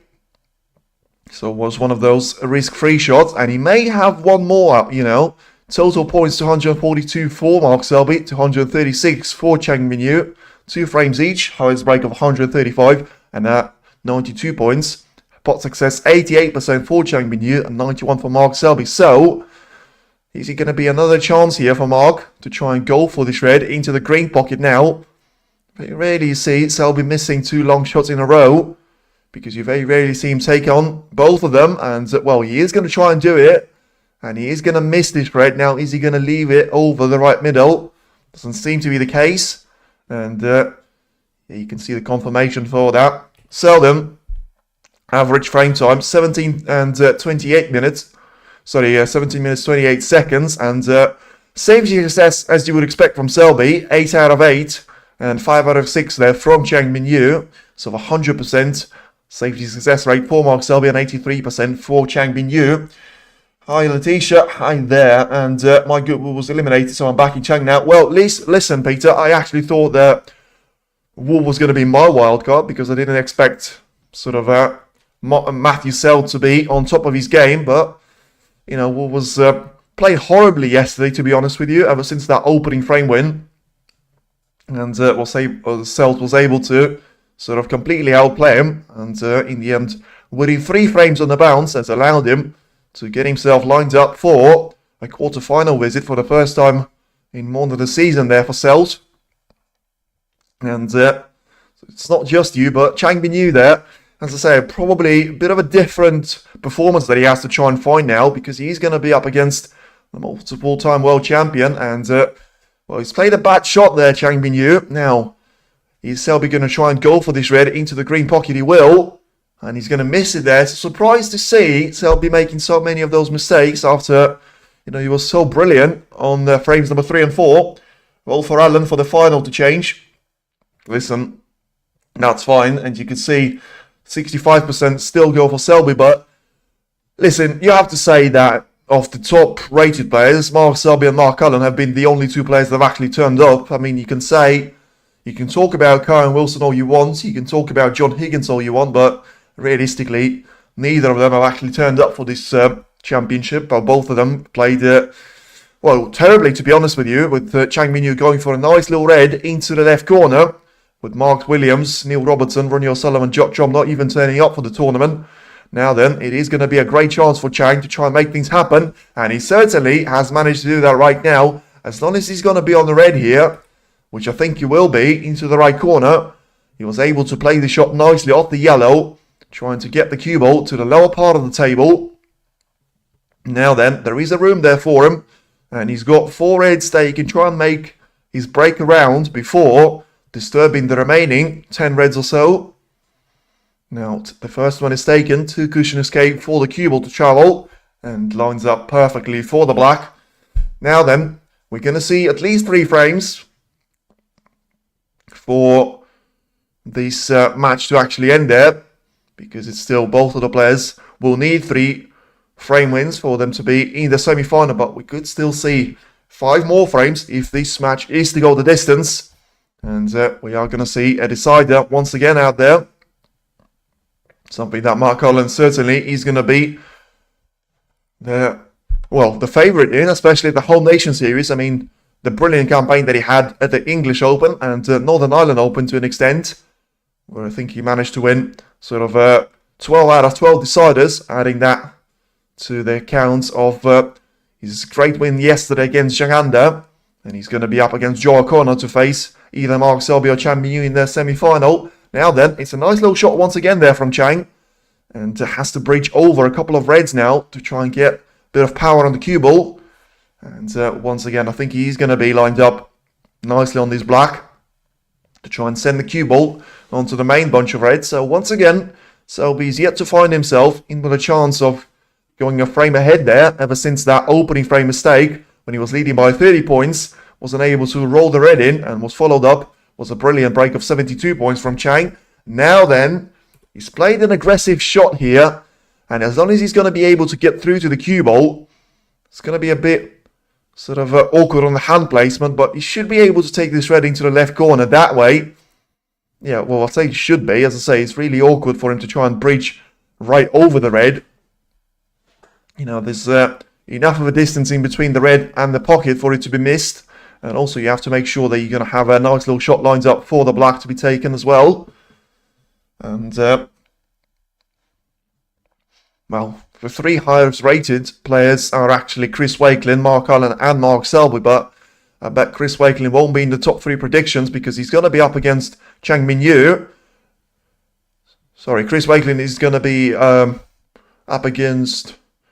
Oh my word, what a drop that is, because Chang Bingyu thought, and surely he thought as well, that he missed his shred with him catching way too much of the jaw of the pocket. And well, in the end, you can see his reaction. He's going to be very happy for him to have a chance to try and re-establish this break to continue. And well, if he's going to have a shot lined up for the ping to be taken into the right middle, he's going to be able to get away with that mistake. And well, you have to say the damage was done on the previous shot where he actually landed himself so awkwardly to have the next shot. And in the end, he's able to re-establish himself as the favourite for this frame to be taken. Now then, this red to go into the left corner, followed by the black into the same pocket area. Still going to have more than enough reds there for Chang to try and get himself lined up with a frame win. And listen, in the end, he's still not the only player standing from China, but of course you've got the world number 70, Chang Bingyu, and the world number 96, Jiang Zhang there, representing China at the business end of this tournament. And well, of course, he is going to be quite a sensation if one of them is to reach, well, the semi-final already, because I don't think anyone was expecting to see either one of them in the quarter-final stage, let alone the semi-final or the final stage. But we still have the likes of Mark Allen, Joe O'Connor, Mark Selby, Chris Wakelin himself, and Matthew Selt trying to challenge for that win and take it away there. And of course, the third player from China is going to be Watchalong, which is actually going to be the challenger of Chris Wakelin in these quarterfinals. So it's going to be one of the, well, closest matchups you would think, especially the way that the match of Watchalong and Stuart Bingham has gone. It's going to be the real battle of the Englishman and the man from China. Now then, Chang Bingyu does seem to be closing in on the finish line. So, doesn't seem to run out of the easy reds though. So he's 58 points clear of Selby, 83 still on the table. And if he's going to be able to take those 3 reds away onto the right corner pocket, surely it is going to be Chang Bingyu once again able to go ahead of one Selby by at least a single frame so far. And, well, of course, it is going to be 5 frames, and neither of them have actually seen Mark Selby being ahead of Chang Bingyu, which is very important to do against someone like Mark, because when he's able to get ahead of you, he's going to be able to set the pace of the game up, and he's going to be able to try and dictate the way the game is actually played. That way, it is always going to be, well, a challenge for someone like Chang to try and dictate his attacking style of play, which we have seen Mark Selby trying to respond to in the opening 2 frames, but after he missed a couple of those reds, he was able to engage in the long safety battle, and still was able to reclaim that winning potential now in frame number 5. And 74 points. Now then, Chang can try and roll this red into the right corner. And getting himself lined up for the black. Of course, he is now getting on the century break one more time. And he's going to be his second highest break in the match. The previous one was 72 points. Got him the win in the first frame. The break of 135 points got him the win in the second frame. And now, the win in the frame number 5 is going to be based off the break of 82 points and counting. Getting 11 reds in, 9 blacks, 1 pink, and 1 yellow as well. Now then, Noel and I need matchstick. Well, listen, I was always going to be there. Listen, it's a very difficult shot now for the black because Chang Bingyu ran himself out of position previously. And yeah, I think he manages to recover himself really nicely. It does seem to be pretty much unfazed by everything that's going on there around him. And plays a lovely little shot once again for him to be taking the red into the right corner. And I think he's going to be fine now for him to try and have the century still on there. Is Chang better than our current world champion? He seems to take more time on playing shot. Listen, LFC, that is a fair comment because Zhao probably has to be one of the worst players when it comes to the whole Nation Series because he lost out in the opening round to Jordan Brown. I don't really even remember who he lost out to in the English Open, so he must have been one of the opening rounds. And then he loses out to Joe O'Connor in the second round, I think it was. Whilst playing, well, listen, he had a 1-4-6 break in the opening frame, and apart from that, he had absolutely nothing to show for it. By the way, Chang is unable to make a century break, so the break of 91 points, and, well, not quite a century break number 2 for him, but still, lovely little break for Chang once again. And when he does seem to break and score more than 30 points, that break seems to take him all the way to winning the frame in a single visit to the table. Now then, once again, something that I didn't actually think was going to be the case there, especially after Selby being the man in form in the previous 2 frames. Chang is able to rediscover his form one more time. And once again, just as the session starts, you have a couple of sloppy shots there from Selby. And Chang is able to punish him for those mistakes. And he's now going to be leading by 3 frames to 2. But overall, you still have to say that there is a difference in between the world number 70 and the world number 8 there with Zhao because he's still very young. I don't think he's quite as young as Chang there. He's going to be 23. I still think that Zhao is 28, but there's also a difference in making the quarterfinal of the Scottish Open and being the world champion whilst competing at an amateur status. I just think that the way that Zhao plays the game is similar to the performance that Ronnie O'Sullivan had, but of course not quite at that stage and not quite at the level that Ronnie was playing in his sort of, not even prime years, but in the good years of him playing. But there are sort of connections in between the way that Ronnie plays the game and Zhao, and the confirmation for that, Ronnie never has been so super strong in the whole Nation Series himself because of the short formatted matches. I still remember him struggling with Michael White in one of the opening rounds of the English Open in sort of 2016-17 when he was not able to beat, who was it? I think it was one of the Chinese qualifiers. It wasn't Zhao at that time. But listen, Ronnie was never the strongest player at the whole Nation Series, and so is Zhao. But if you're still going to be able to be a real threat for the Triple Crown tournament, of course, not quite at the UK Championship. He had a good first round against Lonzo Hyun, but he had a disaster performance against Zhang Anda. But listen, you have to say the same about Karen Wilson. You have to say the same about Ronnie O'Sullivan. And, similar sort of performance. Not quite from Neil Robertson, because he was still able to produce some brilliant games there, but it wasn't quite the level of Zhao at that time. But he's still very new to this level of the game. And he's still going to have some great chances there to re-establish himself as the dominant force of snooker when he's going to be playing at the Masters or the World Championship to try and break that Crucible curse. And, well, for now, get past the first round. And then let's see if he's going to be able to be a real threat for him to try and defend that title and be the first back-to-back winner of the World Championship in snooker since Mark Selby in 2016 and 17 has managed to repeat what Ronnie O'Sullivan did in 2012 and 2013, the only 2 players that have actually done it in this millennium so far. Now then, Selby once again going for those long shots, and I think he's going to have to pay the price one more time and he is going to have to pay the price one more time. I'm very surprised with short selections like that from Mark Selby, because he usually seems to be one of the last players on the tour that seems to go for long shots sort of recursively, especially when he keeps missing them. And he was always going to have the risk of just leaving this red as the only threat there. But when you play that shot 5 times, when you miss it 5 times, I mean, it's only a matter of time until you actually leave it available there for Chang Min-yu, and that does seem to be the case. Now then, is Chang going to be able to get himself in with a chance? The answer is no, because I don't really understand what he was trying to do there, because he was trying to control the power of the cue ball while still sending it into the main bunch of reds, but that way you're never going to land yourself on the collar, from my point of view, and now from Chang Min-yu's point of view as well. And he's going to struggle to get himself re-established for, well, not so much another chance there, but for now just trying to play a safety shot now. Get the cue ball to the top part of the table and get the black closer to the left corner pocket. And didn't manage to miss the yellow at that time, and that still could be a touch of a problem, although I don't think that Mark Selby is going to stop at some points and not going to attempt any more of those long shots.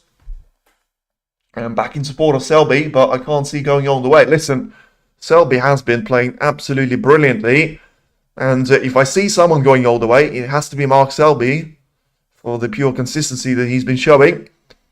Had some problems in this match so far, but he's still only 1 frame behind, and Chang Bingyu doesn't seem to be playing perfectly. He just seems to be playing really well when he gets that easy chance away from Selby, which we have seen in the 5th frame. But we also have seen a couple of mistakes there from Chang in the 4th frame, where he missed the yellow and basically allowed Selby to have a chance number 2 to close up that frame and go into the interval with it being all square, and Selby winning 2 frames on the bounce at that time. So, listen, if you are to predict 2 players to go all the way, I mean, you would say Mark Selby and Mark Cullen, but they have to meet each other in the semi-final. So you certainly would back at least one of them to reach the final stage. For Allen, it will be. I think it's a very weird fade there for the cue ball. I don't know if that caught my eye or something, but seems to fade massively there, right in front of Selby as he was approaching the table. It's not going to matter massively because he didn't actually get him in behind the yellow or something, but it's just where the way I looked at that cue ball, it seems to have drifted off badly into the left side of the table, but maybe that was just an illusion there. And back to Selby then, as he tries to have a slight contact with those reds. Well, so I thought. In the end, he's going to try and roll the cue ball onto the main bunch. So playing one of those risk-free shots. And, well, I think logical solution is going to be for Chang to try and get the cue ball to the top part of the table to be sent one more time. And say if Selby wants to play this game like that, he can try and have this next shot being played from behind the green, which I think is going to be the target area for Chang. And, well, he was always going to be trying to get the cue ball closer to the bulk cushion than the green itself. But I think he still manages to get the task completed. And little acknowledgement from Selby just confirming that. Selby has to try and hit the cushion first then, maybe. And going to be compromised on the shot massively as well. By the reason of, not only does he have to hit the shot from the cushion, but also he doesn't have any of those reds on the cushion, which is going to get him into a somewhat safe zone. I think he's trying to go for just sort of sending the cue ball onto the main bunch of those reds and trying to hit them onto the top part of them. And I don't think he's played the shot well enough at all. And it all going to come down to if he's left the red into the left corner that Chang can try and take on.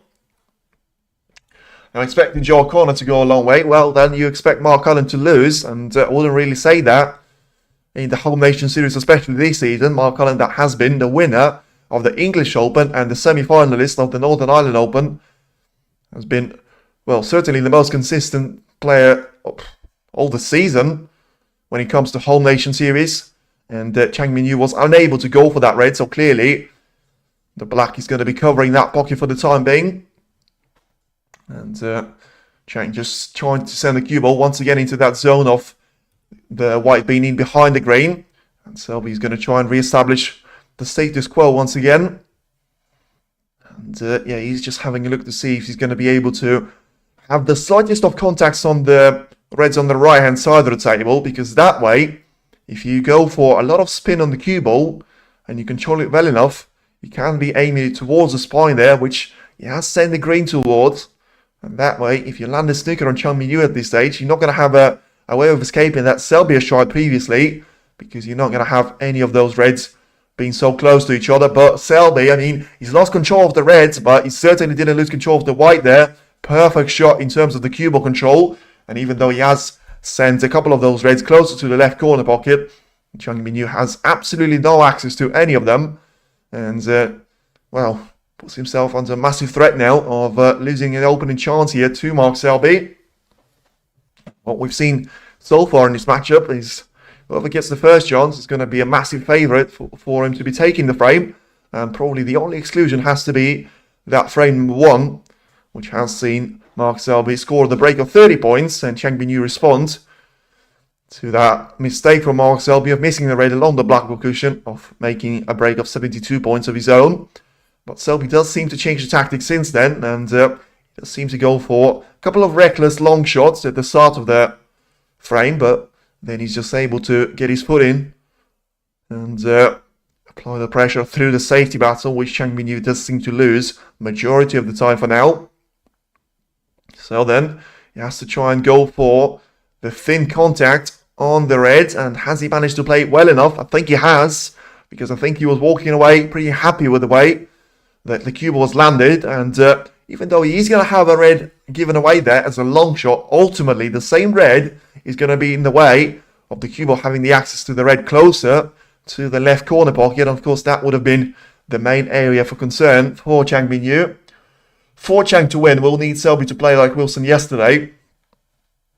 I think that's a bit harsh, but yeah, I think that's a bit harsh, because if Kyle Wilson played really well yesterday, it would have been a lot closer than 4-1, but Chang Bingyu played really, really well yesterday, because he had a century break, he had a 90-plus break, and then he had some beautiful shots for him to actually make the match off the end. And yo, Saram's in the chat as well.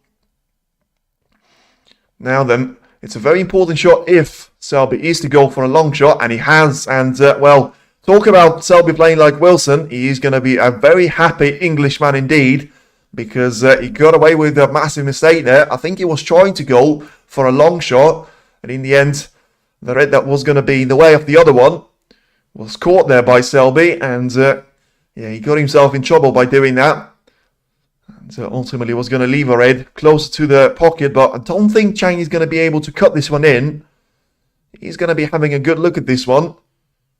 So, I mean, maybe still a chance there, but it looks so close to the pocket, but probably is going to be pretty much impossible for him to cut, and that's exactly why Chang Bingyu had to go for a safety approach. And, well, he was trying to get the cue ball to go past the little gap in between the green and brown. Wasn't quite able to do so.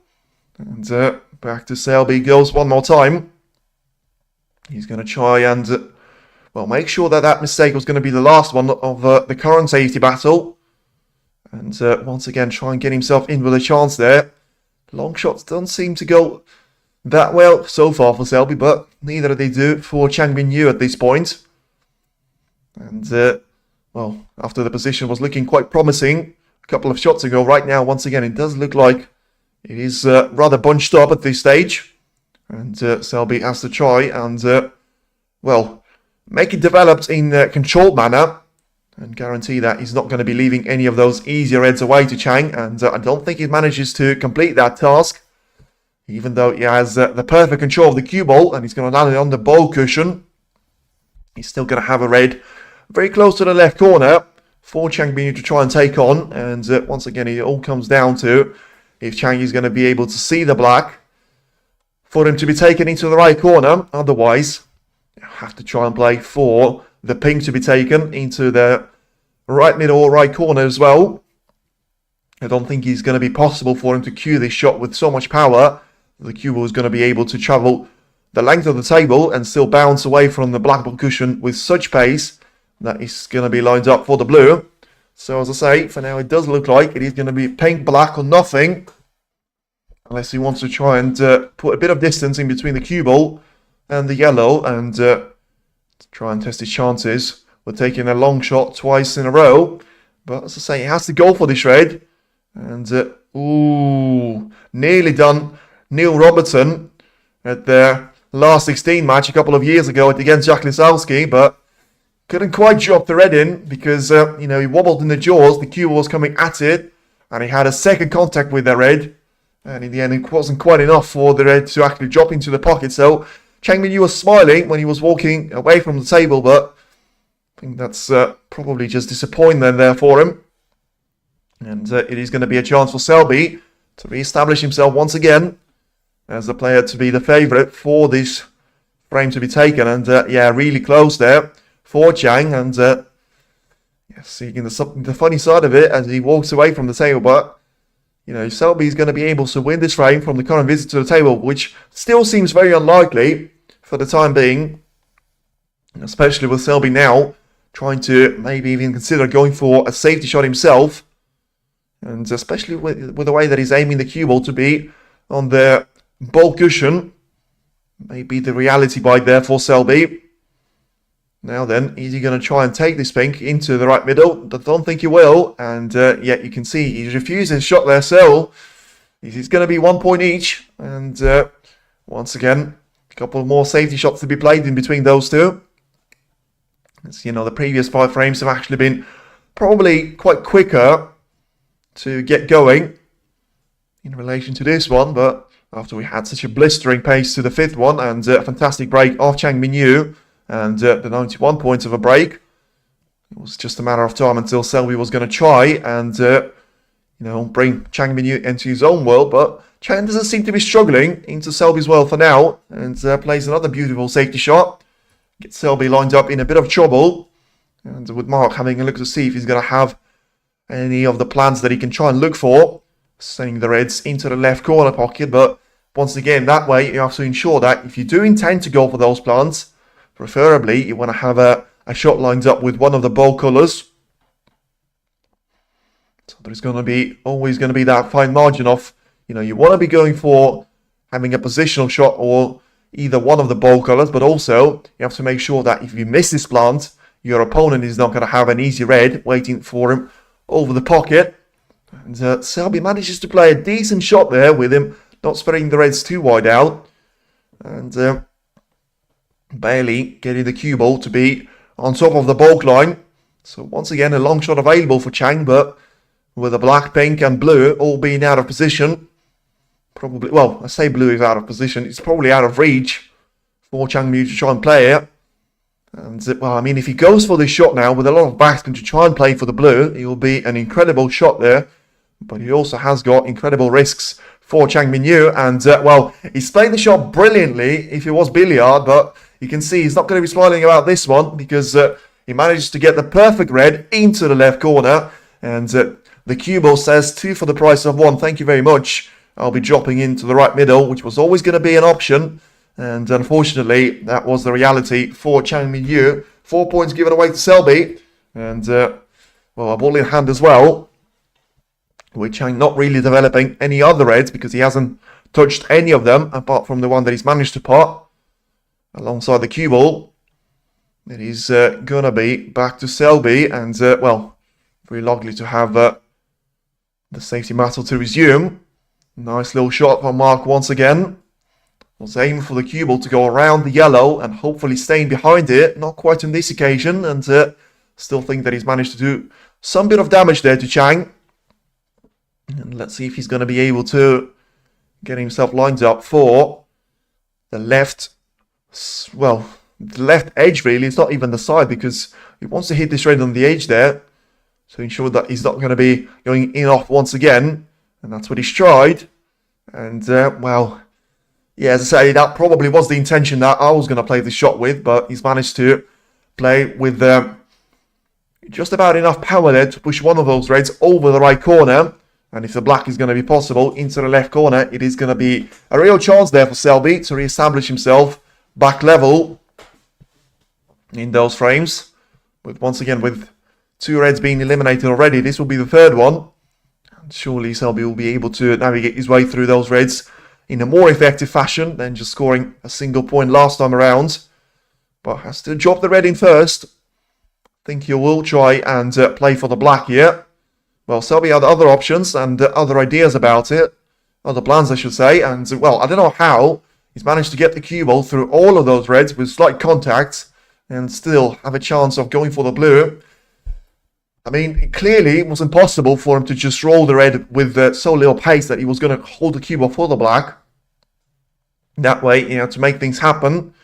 And the only way to make this happen was to try and send the cue ball onto the left side of the table and hope that he was going to land at least on one of the colours. And as he rolls the blue in to the left middle, still, as I say, he needs the black to be taken away from the left corner pocket, because that way he's going to have loads more reds available, but also he's going to have a chance of actually having a sustainable colour that he can try and play around and have some good points to try and build on this break right here. Now then plays the shot with a bit of backspin and side spin to try and get this blue ball lined up into the right middle. So he's going to be on the wrong side of the blue for a couple of... Come on, I hope you'll be covering corners next match. Absolutely not. 7 o'clock Mark Allen against Jock Connor. I mean, if you've seen Zach Zuerty against Jock Connor, you would know that they finished deep into the midnight.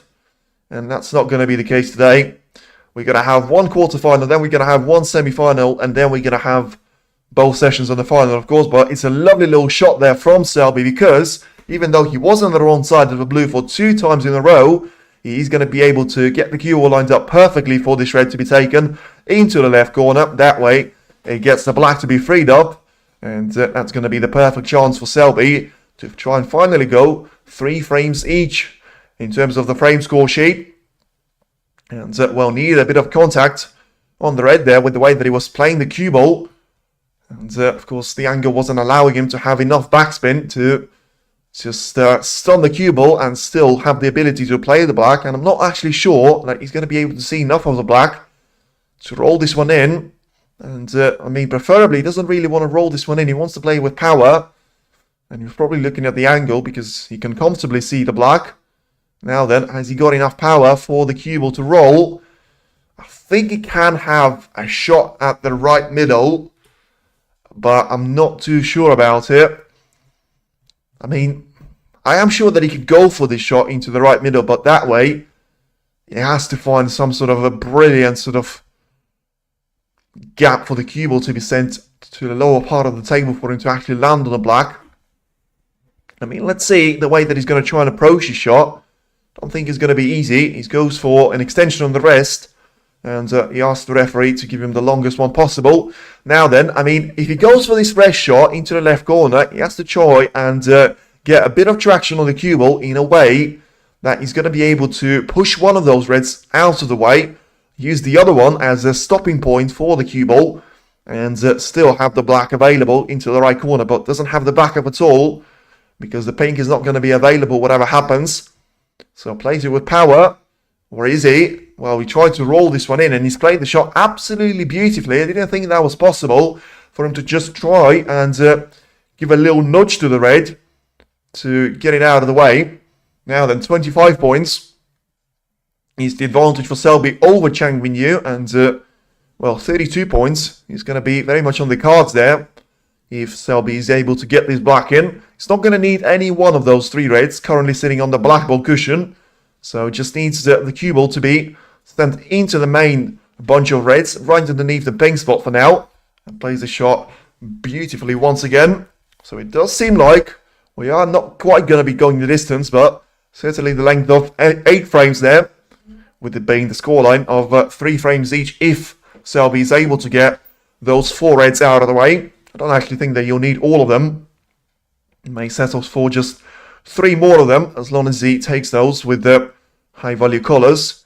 Now, pink is going to be eliminated back to his spot, which is going to be a nice little bonus for Selby as well, if he runs himself slightly awkward on one of those reds, and it will have the option of going for another colour available to him. But for now, he got himself into a bit of a struggling position, and has to try and play this red with a lot of backspin, using the side cushion as a stopping point for the cue ball, try and slow it down, and well, once again, doesn't really want to be straight on this black, but should be able to recover from that, and has got slight angle, so he's going to be able to sort of put a lot of backspin on the shot, try and get around the couple of reds and have himself lined up for the one closest to the left side cushion. Once again, the thing that you have to say about Selby that has been pretty much on top of his game has been the safety and the positional play. Rarely see him running out of position anyway, but especially with the performance that he's managed to put in against Chang Bingyu today. And of course, if Selby probably is to ultimately lose out on winning this match, it probably has to come down to him losing both of the opening 2 frames and allowing Chang Bingyu to go 2-0 up in the battle for that semi-final spot. Now then, it's another red to be taken, and if Selby's going to take this one with a black, he's going to be able to force Selby into needing Snookers.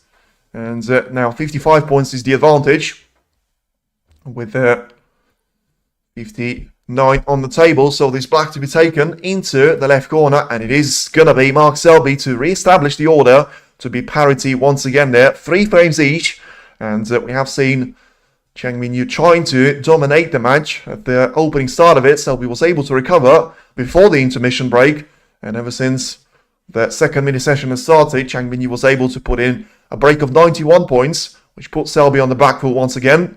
But after a lengthy safety battle, a couple of foul shots, Selby still was able to get himself lined up for a break of 66 points. And, well, you can see it all started off, not quite of this mistake, but could have been a very different frame had Chang Bingyu managed to get the shred without getting their cue balls to drop into the right middle. And Selby's going to try and get one more red plus black combination. He's going to be on the wrong side of the black to try and play for 2 more of those reds. And the black ball cushion, he's very unlikely to have the break resumed. He's going to try and make things happen of taking the pink on, probably into the green pocket right now. And with a bit of a stun shot, decent effort, and nearly managed to put it along the side cushion there, and giving a bit of a reaction himself. Once again then, it's a lovely little break from Selby, and it's a break of 67 points, which is going to get the players to be back level on frame number 7. It is Mark Selby 3, Chang Bingyu 3, and still nothing to separate the 2 players. Technically, of course, this is going to be the closest that we've seen, and between the 2 players really, because you've had Robbie McQuiggan trying to challenge Selby late on in the opening round match, and in the end he had 2 whitewashing matches against Hossein Wafai and also Nopon Saikam yesterday. But if you talk about Chang Bingyu, he was able to get an early foot in against Karen Wilson, and that way never really had a chance for Wilson ever since taking that opening frame really, and Wilson was able to re-establish himself back level, but probably was the limit of the chances that he's had. And if you talk about Stephen Maguire and Si Xiaowei as well, Chang Bingyu was only going to lose 2 frames against Maguire, a single one against Si Xiaowei and Karen Wilson. So once again, similar performance for Selby and Chang in that regard, because both second and third round matches have actually ended for the same scoreline for them. But of course, Bingyu had to be up against a much tougher opposition with the world number 1 and the world number 13 being the 2 players that he was up against. And so he was more of up against the players trying to be in the top 32, Hossein Wafai and Nopon Saikam were the challenges for Mark Selby at that time. And go Selby go, I mean, it's only fair. And he has managed to have a brilliant 6th frame. Let's see if he's going to be re-establish himself in the 7th frame once again. We're yet to see Selby trying to dominate the match and do it in the fashion which is actually going to get him ahead for the first time now, if he is going to be the winner of frame number 7. Otherwise, we will see Chang Bingyu being only 1 frame away there of making his first ranking event semi-final in his career. And already probably have to say, apart from a couple of deciders that we've seen of Zhang Anda, Mark Cullen, Stuart Bingham, Zhou Yulong, probably, well, you could argue Yuan Tsun against Li Beifan was quite competitive as well. But apart from those 3, probably the most interesting, the match that we have seen. And you have to give massive kudos, by the way, to Selby, because there's one thing of, turning up for the UK Championship and pretty much playing everyone off the park, apart from maybe Jot Chomp in the second session. But for him to miss out Snooker Shootout, which was never going to be a part of, but for him to try and be back for the next ranking event tournament after the shootout straight away, playing as well as he has managed to, has to be admired surely, because you had Murphy knocked out, you had Zhao Dington knocked out, you had John Higgins knocked out, and you had Karen Wilson knocked out, and you had Watchalong, Mark Williams, Neil Robertson, Ronnie O'Sullivan not even turning up for the tournament. That's why you have to sort of admire the commitment from Mark Selby for him to be the reigning Triple Crown champion, but still trying to get maximum performance out of this, and well, maybe get another title under his belt until the end of 2025. Certainly end the year on a high, and start the 7th frame on a high for sure, because it's a lovely break there for him. Leaves one of those reds available for a long shot for Chang Bingyu to be taken. It does turn into a bit of a tradition for either Chang or Selby to be going for those reds, but what a shot that is. I mean, I said it was a good start for Selby because I thought he was, and you can see the audience reaction, not even realising that red was on there. Chang Bingyu with an absolute cracker, and we have seen a couple of those reds made previously in the match. Now then, let's see if he's going to be able to get himself ahead once again there. He's only a point on the board, but if he gets the black in with a position on those reds, he could be in with a real shout of once again having a confident start to this frame. And you can see Selby there just pretty much probably cannot believe it there, because he played a decent break-off shot. He was able to sort of get the gap down to being level on terms of frames there, and all of a sudden Chang Bingyu once again with an absolute cracker of a long shot. And this time around he had the position on the black, and he has got the red to try and work with here. At least 2 more after this black, and also I think he's going to be able to get a couple more of those onto the left corner. For now though, he needs the cue ball to run, and he needs it to run a bit more. I think he landed himself slightly awkward now for the shot into the right corner. He's still going to be in there with a shout, but it is going to be quite difficult for him to try and hold for the black. I mean, the life would have been easier if he had that red which he landed pretty much straight on, because that allows you to play this shot with a bit of topspin, getting away from those reds, and have yourself lined up for another red and black combination. We have seen so far Chang Bingyu is very much, well, preferable option of trying to split the back has been trying to do it from the black, and let's see if he's going to try and do it from here, from the potting the blue. For now though, he goes for this red and he misses it. Wow, didn't expect that to be the case. I mean, I knew that he's slightly underrun there with the cue ball's point of view, but still, I thought he was going to cause himself some problems in terms of his next positional shot on the collar, but I didn't think that he was going to miss the red by so much distance as well.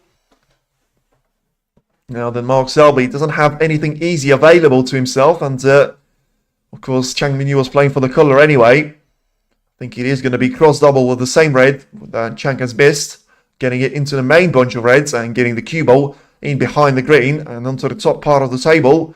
Lovely little shot once again there from Selby. And back to Chang.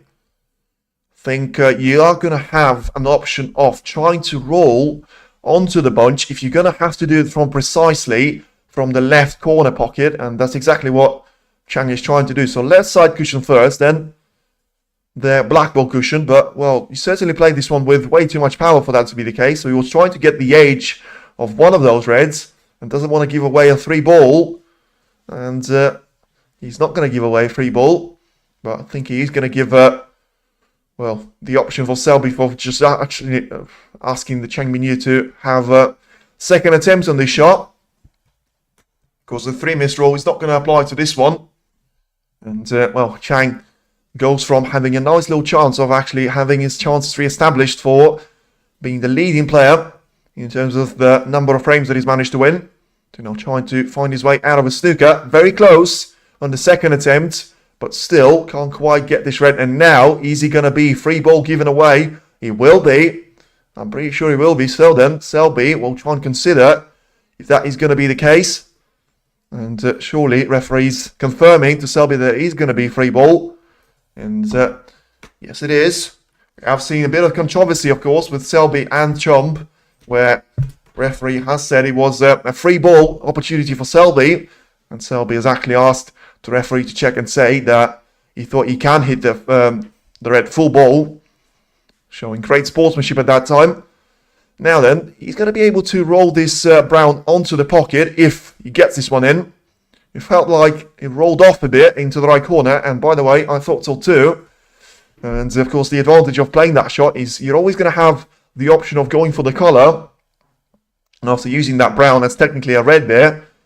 And the colour option of yellow and green to be taking the cue ball down the table, but also you're not leaving any easy of those reds available to Chang Bingyu. He's somebody knowing why Watchalong is not in this tournament. No idea, Letitia. I knew this one for a while because when they played qualifying rounds, Watchalong wasn't even... When they completed qualifying rounds, I think it was late October or something, and they had the draw, Watchalong wasn't in that tournament already, and I was surprised by it, but it's the second time that he's missed out on this tournament. He's done it last year, saying that he wants to regroup for the Masters, and didn't actually hear any of those excuses for Williams. Robertson, not surprised that Rodney's not featuring, because I think it's been more than a year since we've seen him in sort of a home nation series, and he still managed to lose out in the opening rounds of the English Open. But negative from my point of view. And back to Selby goes now then. I mean, we have seen way too many of those mistakes from Selby where he gets the cue ball to be lined up perfectly on the ball cushion, but still puts one of those reds super close to the pocket himself. And there's going to be another chance there for Chang Bingyu. You're going to have Brown very much over the right corner pocket, but still has to ensure that he's going to be putting the cue ball in the place where the brown is going to be potable from, and not going to have the black or that red in the way. And the cue ball still going to have the access to that brown into the right corner pocket. Now then Chang can try and send the cue ball down the table here.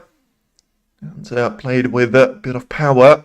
Now then, is he going to be able to get this one in? He will be. Is he going to have the position on the brown though? I think he's overplayed from the cue ball's point of view. And even though it's a lovely little pot there, don't underestimate how difficult it actually is for you to make that work, especially of playing a shot from the cushion. But once again, he's nowhere near seeing that brown. Therefore, I mean, I don't really see the point of taking the blue on, because if you take it on, the angle on the cue ball is always going to leave you on the left side cushion, and he's not going to have any of those reds available, apart from if he goes for a mighty screw back. And I mean, I know he's an attacking player, but surely that's going to be shot too many for him to take on. I think he's going for the green, you know, and he's trying to probably pot this one. Be very surprised if it works out. And well, once again, as I say, I mean, he misses the green, but I don't really understand what he was playing for anyway. I mean, he apologises for Selby, but I mean, he's nowhere near to be on the red here. So once again, a bit of a questionable short selection there from Chang. Haven't seen such mistakes from Selby so far. And of course, you have to say as well, Chang had luck on his side for the majority of this matchup. It was little bits there when he wasn't missing those reds and not leaving them on there for Selby. Flicking a snooker once on one of the opening frames. And well, Selby had a couple of long shots that he's missed, but still managed to get the red into a somewhat safe zone. But I think that was more to do with the fact that he was trying to play that shot in such a way. And yeah, right now he's probably just going to try and use that red as a safety cushion for him. Get the cue ball as close to the green pocket as possible. Not quite to drop it in though. And wants it to stay out. And he's going to be able to hold the cue ball on the table now. Lovely little shot from Selby. And, well, Chang Bingyu once again clearly showing that he is going to be one of those players that he's going to try and get those reds to be separated away from each other, but not quite in the way that he wants to put one of those reds over the pocket there for Selby. And that actually does seem to be the feature of Mark Selby's taking so far. Now then, Chang with another beauty of a shot, and the only long red that is left out here to Selby is going to be the one that he can take on into the left corner. And well, camera angle just showing that there's a potential plant available, and actually think that Selby might be taking this one on, you know, because of the cue ball being sort of sent to the top part of the table anyway, and well, close to the ball cushion. nowhere near getting the plant into the pocket, but that way you're not going to have any of those reds to stay over the pocket for Chang. So in the end, probably, maybe it was intentional to be fair. It's a nice little bonus for Selby to get that red in and try and get the yellow into the left middle, or just get the cue ball in behind the yellow. Or it's plan B, as I say, just playing a nice little safety shot of planting to the left corner and having it to stay out for the time being. So Chang with another shot that he can try and send the cue ball to the... Well, I think it's possible for him to try and send it to the green pocket, but whatever he was trying to do, he's messed up it badly. And I think there's going to be a miracle if the cue ball is going to stay on the top part of the table. He's misjudged the force and the angle that he's played the cue ball by a country mile, and he knows that. Can't believe what he's played there. And but it is going to be a nice little invitation for Selby to finally, ever since that opening frame, find himself ahead in this matchup. Now Selby having a look to see if he's going to be able to sort of find his way around the black one more time. And he's going to have the pink over the left middle. He's going to have the brown over the right corner. And he's going to have the black available into the left corner for now. Now then, it's an important shot there for him to get this red in. And he hasn't managed to do it. Now, is he going to be able to fluke this red into the left middle off the pink? Not quite. And he was close to doing a Ronnie there, or Ali Carter, or Luca Brissell, and smashing his fist on the table. But remember that he's Mark Selby, and in the end decided against it. It's really, really close to getting that red both into the left corner and left middle after he'd gone all the way along the side cushion and nearly flipped itself off the pink. And, well, I have to say that probably was an easy shot for Mark Selby standard. But, of course, it was missable. Now then, Chang Bingyu gets himself a third or fourth chance to try and establish himself as the winning force once more in this matchup against Mark Selby. And if he plays the shot with, enough power on the cue ball that he's going to be able to get it lined up for the lower part of it. I mean, he's lost control of the cue ball completely, and he's going to be very lucky if he's going to be able to have access to this black into the right corner. I mean, that is probably worse than the miss from Selby because, Selby at least had to deal with some issues of trying to get the cue ball through all of those reds and get it into their open space, trying to set himself up for the brown to be taken. And in the end, Chang Bingyu going for the red, which was already in the pocket, and still unable to land himself on any one of the 6 colours, which majority of them actually still seem to be in open play for the time being. So 4th chance, once again not taken there for Chang. And 7th frame already feels like a massive frame. And that's why I actually said Mark Selby is going to win this match by 5-3, and I'm still going to stick to it right now. I think Chang Bingyu looks nothing like the version that we've seen in the opening part of it, especially with this shot here. I mean, Midge just spin badly, and the cue ball has gone out of control completely, and he knew it before the cue ball was actually stopped there. He knew that he wasn't going to be on any of the colours, and wasn't even going to be close to any of them. Still has 10 points advantage to take over Mark Selby, with 115 points still being at the table as it stands. And if he goes for... he can't really go for this blue into the green pocket because we've been there before. He's gone for one of those shots, he's missed it, and gifted a frame like that to Selby with the yellow, and that yellow was probably twice as easy as this... if he's taking this blue on, he's going to be one of the shots... one of the worst or the best shorts of the whole week here in Scotland. And, it wasn't far off, but it's not going to matter to him because he still missed this blue. And he's going to give a chance away to Mark Selby. So that's why it wasn't really justifiable for him to be going for this blue. If anything, don't really understand what he was trying to do there because he leaves himself on with this difficult red, which Mark Selby is more likely to take on for the pure experience. And... the way his technique works can be quite difficult for the rookies to try and cue a straight shot like that. Now then, let's see if Selby is going to be able to show how it's done. Not quite. And he's unable to take advantage here. So maybe me saying that he's going to be 5-3 or win for Mark Selby, maybe it requires him to be playing slightly better than we have seen Mark Selby perform in the 7th frame. Is he going to be able to get away with this one, though? And I think he did, because the two reds that could have been sent into the right corner are going to be in the way of each other. That way, Chang Bingyu has to go for the third red, which is very similar to the one that he's missed out on the previous occasion for this frame, but not going to miss it this time. And is he going to be on the blue? You will be. Now then, it is going to be a fifth time lucky, or what is it? Chang Bingyu is perfectly lined up on this blue. He has got a couple of reds to try and work with, and Chang all the way at this stage probably has to be, at least for this frame now. 11 points clear, 16 points clear right now. I mean, he nearly done the same mistake of spotting the blue and getting the cue ball onto the right middle. Still lost control of the cue ball slightly, but because he's going to have a red closer to the right corner, he's going to be able to get himself, well, with certainly a potting chance, whether he's going to be able to get the cue ball around the black and have himself lined up for the blue one more time. Don't think he's going to be able to hold the cue ball for the black. And the only way for him to actually do that is going to have to be through the left part of the table, which is not going to be available for the time being. And Chang going all the way there, all around the table. 1, 2, 3, 4, 5 cushions in the end for a shot. And I think he is going to have a shot lined up for this ping to be taken into the left middle. So in the end, it was worth it.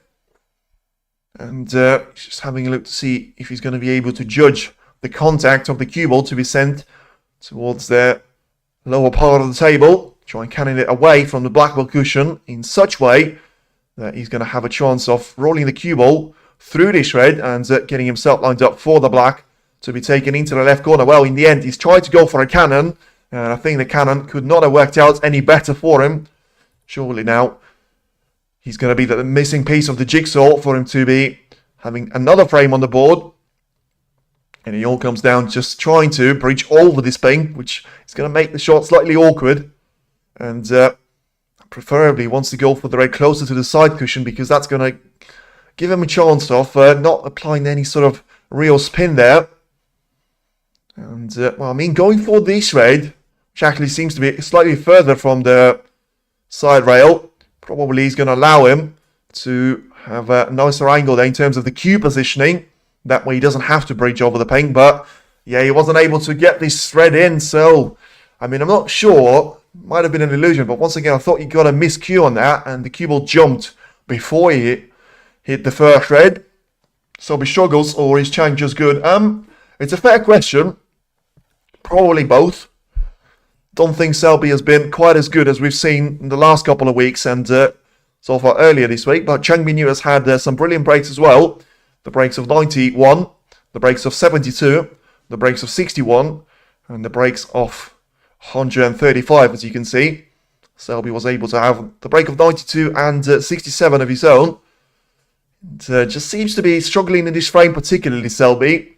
And also, when Chang makes mistakes like that, Selby just doesn't seem to be able to capitalize on them. So I think he's going to try to go for his trademark shot.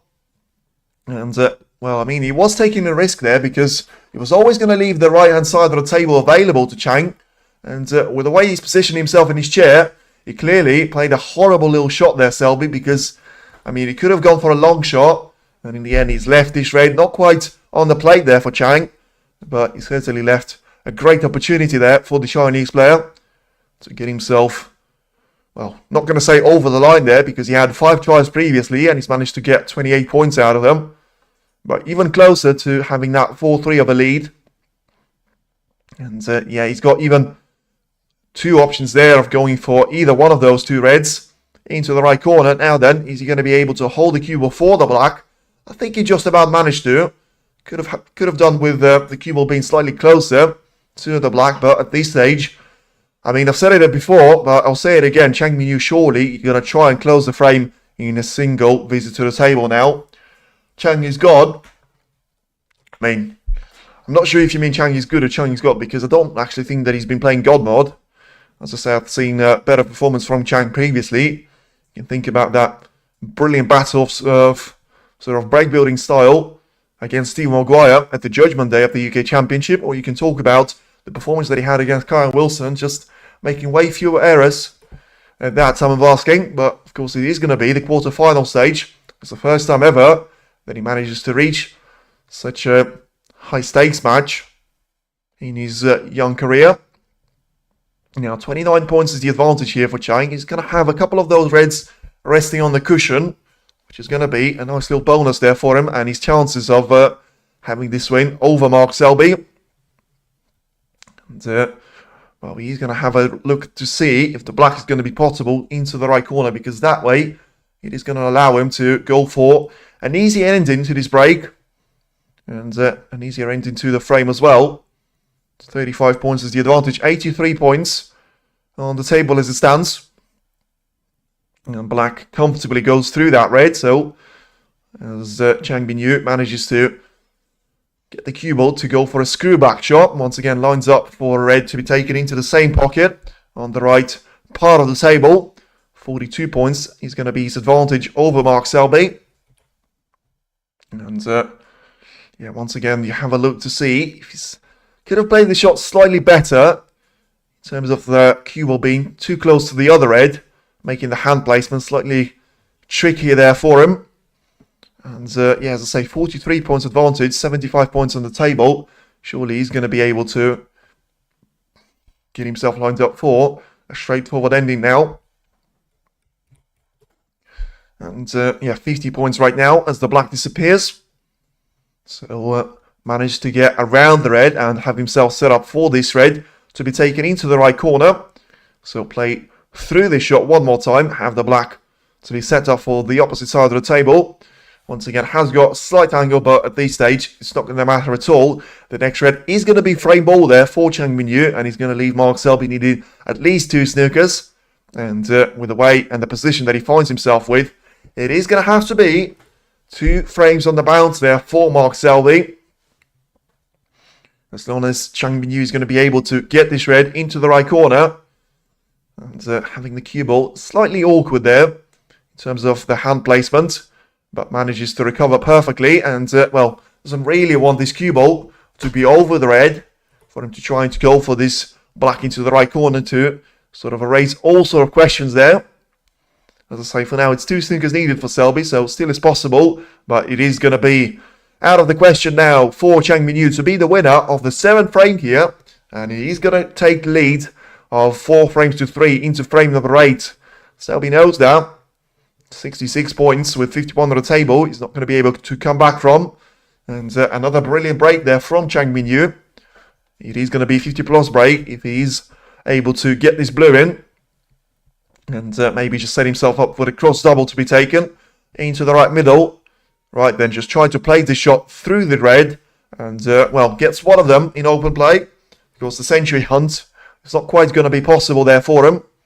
And may go for the shot to be taken along the side cushion. Just try and roll the red in with very little power. And yeah, caught way too much of the side jaw to be. No, he still drops the red in. So clearly played that one with very little power. And so he played it well enough for the red to drop in. Maybe I'm just thinking about the very tight pockets in the UK Championship and in Belfast. They do seem to be slightly linear here. But I think that is going to be for the simple reason of well, maybe the recloth, because they certainly changed the number of tables from 4 to down to 2.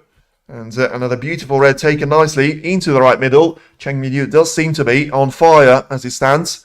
He gets another black in. So it is going to be the yellow for him to be lined up with. So he can still go for a mighty break of 95 points if he is to sort of finish on a total clearance now. Getting the yellow to disappear into its own pocket, and right now green to be taken as well. And well, all this table time is actually going to matter in the opening stage of the frame number 8. Of course, we have seen that on both Selby and Chang's point of view, where sometimes you can be overconfident and just trying to play for the shots which you're not really going to be fancying yourself with. But let's see if that's going to be the case there at the time it matters. Of course, the prediction of me saying that Mark Selby is going to win by 5 frames to 3 is no longer going to be valid, but Selby is still in with a shout of progressing to the semi-final if he is to win 2 frames on the bounce. Of course, the mission that he's managed to complete previously. And you're going to have Chang Bingyu to struggle because he's never been at this stage before. Mark Selby has been here numerous times in his career, and majority of those times he's still managed to prevail and be the winning force. Now then, the black for the total clearance of 95 points, once again to add to the 91 and 135 points of a counter. And it is going to be perfect Chang Bingyu going into frame number 8, and he's now only one frame away from delivering a massive shock and knocking out the world number 6, the newly promoted the world number 6 after his fantastic win at the Triple Crown UK Championship and the world number 70. Well, I mean, I mentioned Zhao Xington last season, and Jiang will have a massive challenge up ahead of himself because he is the world number 96, so technically the lowest ranking player to reach the quarterfinal of this season, after the likes of Louis Heathcote and Mitchell Mann managed to do a similar sort of thing at the British Open. But remember, that one was a bit of a blind draw with anyone could be facing anyone rules. This one was a lot more strict in that regard, with players being seeded and going through the qualifying rounds anyway. And if you're going to have the world number 70 into the semi-final, well, first of all, he's not going to be the world number 70 for much of the time, because if he's going to reach the semi-final, he's going to receive, I think, 20,000 worth of ranking points at least. Could rise up to 45,000 if he is to be the finalist and the runner-up, and 100,000 if, of course, he is to produce the ultimate comeback and to be the winner. Listen, the blueprint is there. Remember Li Peifan last season? He was absolutely no one.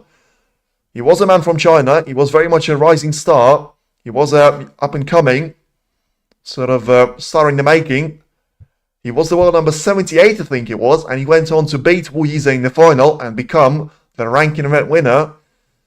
Listen, maybe it is written in the stars for Chang Bingyu to try and do a similar sort of thing there, because the kind of opposition that he had to go through, Stephen Maguire in the opening round, Si Xiaowei in the second round, Karen Wilson in the third round, Mark Selby in the fourth round. I mean, the draw doesn't get any tougher than that, I'll tell you that for free. And as the referee is getting the colours and reds set up for the frame right there, still could be the last frame that we witness now of the first quarter-final. Already lived up to all the expectations, and Mark Selby will be hoping that he's going to be at least a decider to be taken onto it, because he can't win this match otherwise.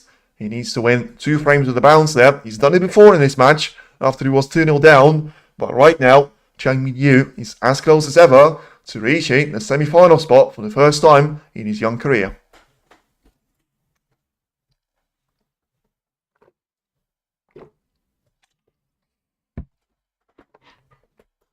And something that I didn't actually expect to see was a drop off from Selby in frame number 6 and 7. Well, maybe 5, 6 and 7, because he had an early chance at the frame number 5, and he had a couple of those chances, and in the end he wasn't able to take any of them, so he was still ending that frame with nil next to his scoreboard, and Chang Bingyu was able to take that break onto 91 points and re-establish his lead. Then Selby had a couple of early mistakes in frame number 6, and he still was able to recover and produce that break of 82 points, I think it was. Getting himself lined up for it to be level score sheet once again. And yeah, lovely little red taken well by Chang Bingyu after a bit of a misjudgment from Mark Selby in the 7th frame, because he was trying to be, well, not going to say be clever, but trying to play a tactical shot, trying to get the cue ball on in behind the pink. That way, he's going to force Chang Bingyu to try and play off the cushion, with all the reds being spread out nicely all over the table. He was always going to leave him struggling to find a safe zone to try and put the cue ball onto.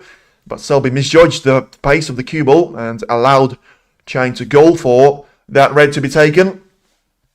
And in the end, Chang was able to produce a wonderful little break there of 95 points, which ultimately got him the win in the frame number 7.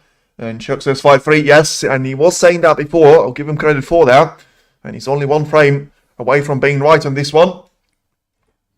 He is still good. Well, listen, I wouldn't say he's too good, as I say. I think he's been good enough for it to say that, you know, he deserves a win.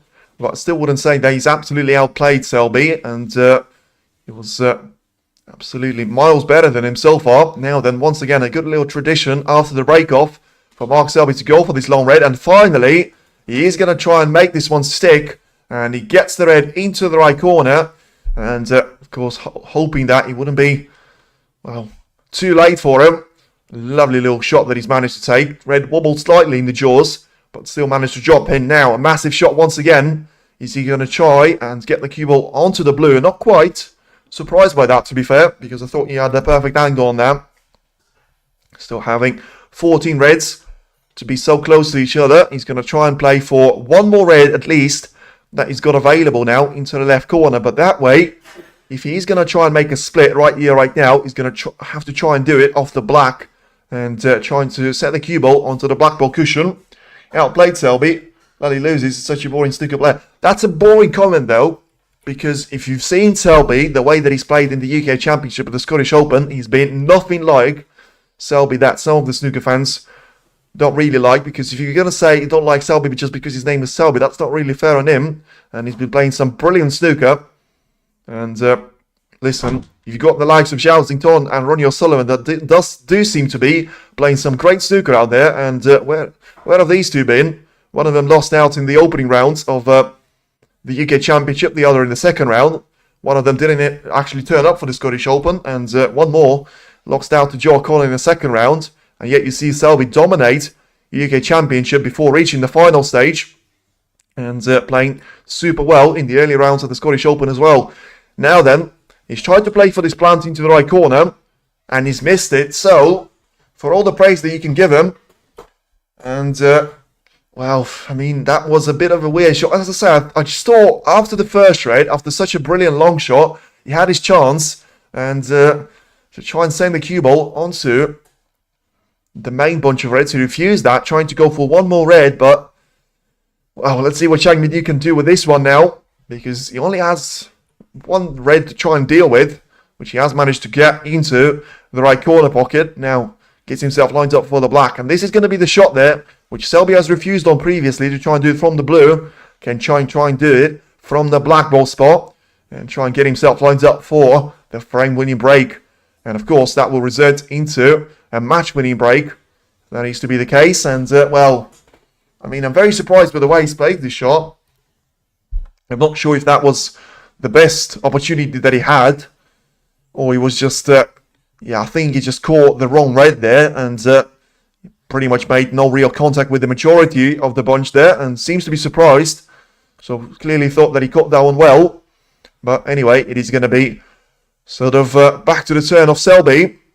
Chang Bingyu having a touch and ball and just trying to roll the cue ball away from the main bunch. So a couple of reds taken out of the game. 14 points for Selby, 8 for Chang.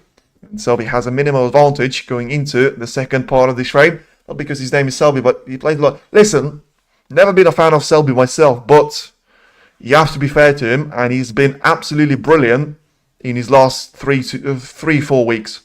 Champion of Champions winner, UK Championship winner, and now the quarter-finalist of the Scottish Open.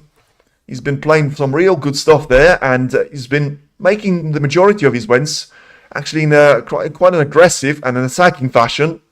You know, of course you're going to have a couple of those safety battles as you have right now, with Chang Bingyu just trying to roll the cue ball onto the main bunch. Selby has to try and get it away from it.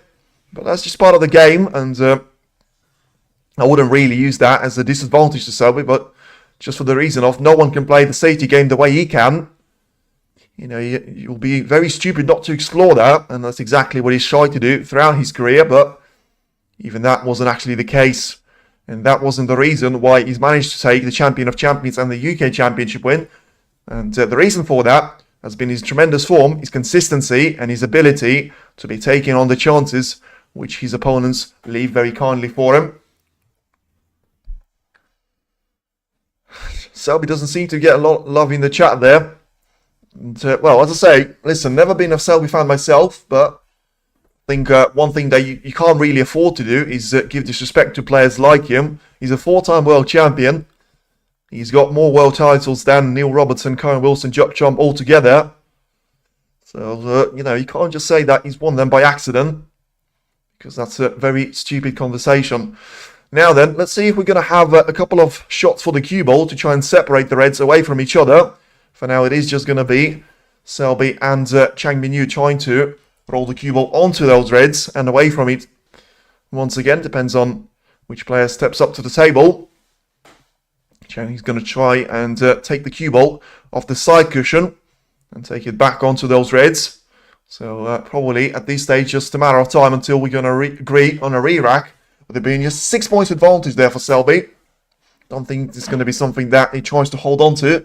You won them by being it. Well, listen, not going to argue too much, but absolutely disagree. And if you're going to say that, especially in the recent form, then you certainly haven't seen any of the matches that Mark Selby has been a part of. And well, then you can answer me the question why Chang Bingyu doesn't want to play attacking right now, why he has to try and follow the approach of Selby, and if anything, he's actually the player that he's trying to slow the play down, because he currently finds himself a frame ahead, and therefore he's not going to be able to try and beat Selby if he wants to try and outplay him in an attacking fashion. If he is to make some of the mistakes that we have seen previously there from Chang and Selby, to be fair. And listen, if we probably have to say who made more mistakes, probably he's going to be pretty even, which puts Chang as the advantage because he has got one more frame in his locker at this stage. So just trading shots there with players, trying to get close to the bunch and playing away from it straight away. Having one of those reds to be close by the bulk line. It's so far been preventing Chang Bingyu from playing this shot and trying to get the cue onto the top part of the table. And, well, I think that's going to be the change of the pace now, because Chang Bingyu tried to get the cue ball onto the top part of the table, and Selby is going to try and roll the cue ball in behind the green now. The Higgins match was sad loss 4-0. Yeah, it was. And it was really weird there because basically Sun Kam managed to do to Higgins exactly the same thing that Mark Selby's managed to do to Naponte Kam. And you know, completely outplay him. And Sankam, of course, didn't score a single point apart from 4 foul points. Didn't put any of those reds, or therefore colours, in his battle against Selby. And now then, another attacking approach by Chang Bingyu, as he does seem to be having a nervous look to see if he's left the red on, available to Mark Selby to be taken into the left middle. As the answer seems to be negative to that. Same reason why people used to hate Italy in soccer when they play for defence ruining the fun of soccer. Well, yeah, but they have the best defence in the game for a reason. You know, if you talk about someone like Maldini, I mean, he wasn't a brilliant defender because he was, you know, really good going forward. It's because he was the best in the business. Same with Selby. You know, you've got so many great Italian players that have actually been on the more attacking things. You've got Pirlo, you've got Baggio, you've got all of those great legends. So, you know, maybe they had a team built around their defence, but ultimately they never had a team that was focused solely on the defence. And, well, hopefully we are going to have some of the development now being made by Chang Bingyu or Mark Selby, with Chang trying right now to try and have those reds to be separated away from each other. And, yeah, Selby's having a look to see if he's going to have the access to this red onto the top part of the table. And, like Maldini, Baggio on Pirlo, my foot. Well, listen, that's the thing. That's what I'm saying. Like, you can't try and say that they were bad, but they were also considered to be the greatest of all time at that stage. And Italy was. Listen, if you hate someone in sport, you're very likely to hate them because they're the best in the business. That's why. Well, that's why some people like O'Sullivan have haters. Inevitably, that's why you've got haters. Of, I don't know, people like Hamilton struggling right now with them going to Ferrari. You can have haters of Ronaldo, Messi, because they've been so great to the sport. Now then, Selby having looked to see if he's going to be able to get through to this red and try and get the cue ball to the lower part of the table. Does seem to back out of it for now. So seems to think about it for one more moment and just make sure that he's going to make the right decision. Taking more than a minute for the shot time. Something that we haven't actually seen too many times from Selby so far.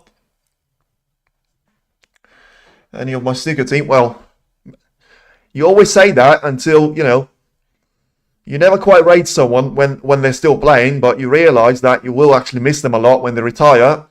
And you feel like, well, you know what, maybe I should have enjoyed playing them slightly more. I also have Messi in my team, so I can bench him. Well, I clearly can see Ronaldo bias, but listen. If you go back to Snooker, it is a lovely little shot from Selby because he was always going to try and ensure that the cue ball placement was going to have the green in between the cue ball and the red. And that way, Chang knew he's not going to have a chance of going for this red into the left middle. But, I mean, you can see that Selby was playing a marginal game there because he was very close to actually leaving this red available to Chang. Maradona versus, well, I'm not going to say that because I wasn't old enough when Maradona wasn't even playing at that stage. And, well, his Chang knew he's going to be able to just get through to this red. At least he guarantees himself an easy safety shot to try and play. And that's what he's trying to do. Trying to swerve around it. And getting enough contact on the red to get the cue ball as close as he possibly can be towards the green pocket. And, well, the safety battle in the 7th and the 8th frame does seem to be longer than any other frames that we've seen so far. And hopefully the reward of a fantastic break from either Selby or Bingyu will be there to follow. So far, safety success 19 out of 22 for Selby, 86%. And 13 out of 18 for Chang Bingyu, 68%. Now then, another plan. So clearly, Selby is not going to be patient for too much time. And it felt like he had a chance of going for this plant into the left corner. And this could be the opening for Chang Bingyu. And, well, he certainly can try and make this one work out for him very nicely because he is going to have a variety of reds available into the right corner that he can try and choose from. In the meantime, if he rolls this red into the left corner, he's going to be able to have position on either blue or black. I think he's unable to sort of screw up enough for the pink to for it to be played into the left middle. Just once again, seems to be comfortable with the way that he's got his body set up for this shot and may have to go for an extension now on this cue. This makes it slightly more awkward there, but of course, when the players do that, obviously it's going to be a signal that, you know, playing without the extension is going to be even more awkward for them. So you can see just smooth hand placement there from Chang. And, having the ability of just trying to place this shot with a good screw back. As he managed to do it, yes, he has. Brilliant little shot there from Chang, and he gets himself into a first real chance of having this match to be closed off. And, well, he does seem to have a correlation in between that match of Watchalong and Mark Selby at the semi-final of the English Open. But of course, this time around, it is going to be Chang Bingyu against Mark Selby, and it is going to be the quarter-final stage, because Watchalong was able to get through that finish line at the first time of asking, realistically when he's had his first chance, and Selby was just not able to make the maximum out of his performance. Now then, it is going to be Selby to try and, well, come back to the table first, but nothing is going to be dependent on him at this stage. It is all going to be down to Chang Bingyu and his break of 7 points and counting. He's got 107 points now to make his way through. He's going to need around 55 points more after this black for him to be comfortably over the line. And, he gets the black in nicely, so he's got a couple of easier reds now that he can try and make his way through quietly onto the right corner, having the position of the cue ball being sent around to the table.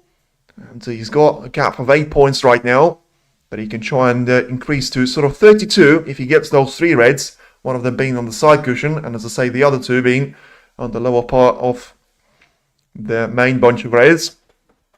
Selby does seem to be pretty nervous at this stage, which is completely understandable for him having nothing to do with the way that this frame is going to end. If Chang Bingyu is to make this the break the perfect one for him, and now he's tried to go for it all in, and well, I mean, has he landed on the red into the left middle? Because if he has, it could be curtains for Mark Selby, and if he hasn't, this could be a waste there from Chang's point of view. I think he's got this red now, and well, that way he's going to have all of those reds available, which is going to be more than enough for Chang to be able to get himself with enough of a points cushion for Mark Selby to have played his last shot in this match and in the Scottish Open campaign.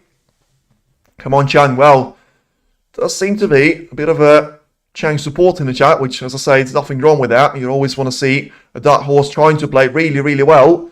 I think he's messed himself up slightly. He's going to be all right in terms of going for the red into the left corner, but A, it wasn't really the red that he was playing for anyway, and B, he was really close of cannoning the red in such way that he was going to prevent himself from seeing any of those reds onto the left part of the table at all. And probably the only price that he has to pay is going to be sending the cue ball to the top part of the table.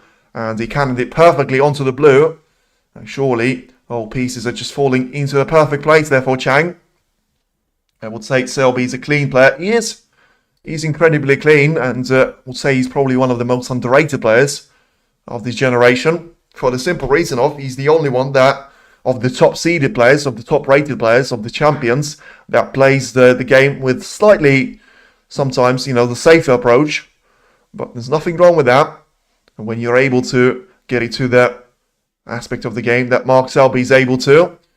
But it does seem like it is going to be a bit of a challenge, too much of a challenge, I should say. 32 points now is the advantage for Chang. 75 points on the table.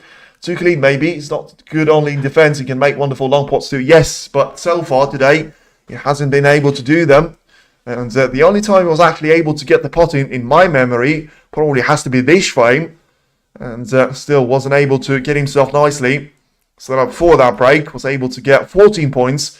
But that does seem to be the last points that he will score in this campaign here. As I say, he's got 3 more easy reds there, Chang Bingyu.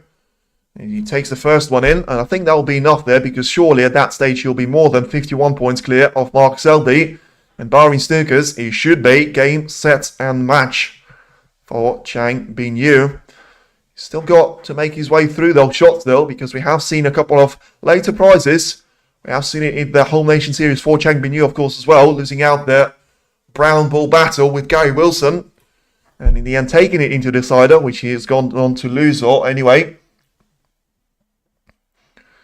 Now, 47 points is going to be the advantage for Chang. He is going for this red to be taken into the right corner. So he's just talking about... he's probably thinking about just having a nice little angle on this, either pink or black, that he's going to use to try and get around that red, to have it set up for the right middle or the right corner to be taken. 48 points is the difference. And so he's going to be able to get himself lined up for this black right now. With 59 points on the table, this probably has to be the last shot, which things can go wrong there for him. And he was trying to, once again, do his magic on the cue ball, asking for it to hold back.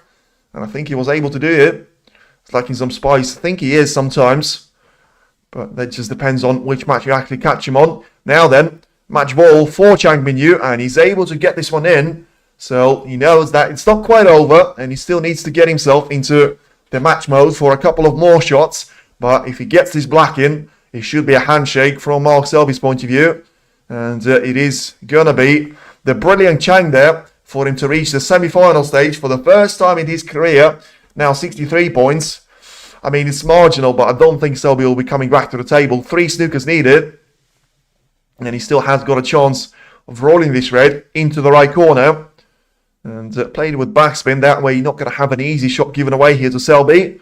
And he's going to be able to get this one in. And surely now he knows that it is going to be all over. And Chang Bingyu with a brilliant break of 70 points on frame number 8 at the time when it matters. And, surely not a century break now. He's got 2 really difficult reds to make his way through. But what a performance it has been. Selby has played some decent snooker, but Chang Bingyu take a bow. And we are going to have the world number 70 in the semi-final. And what a way to do it in style. The break of 77 points. And Mark Selby comes forward to shake his hand and say some warm words to Chang Bingyu. And, Chang will certainly try and battle it out against either Mark Allen or Joe O'Connor tomorrow. But he certainly put himself in the headlines. Mark Selby's out, but he had a brilliant ending to the 2025 season. And now it is going to be one more chapter in the story of Chang Bingyu. And let's see, maybe he's going to have a couple of more chapters if he is to reach the final stage. And he will be challenging for the win of the Scottish Open title in 2025. Now then, thank you very much for everyone tuning in. And as I say, we're going to be back for the semi-final tomorrow. And let's see if it is going to be Chang Bingyu against Mark Allen or Joe O'Connor for us to be witnessing on table number 1. And then as we're down to the last 2 players, 2 sessions on Sunday as well, to see who's going to be the winner of the last tournament in 2025 on the WST Tour.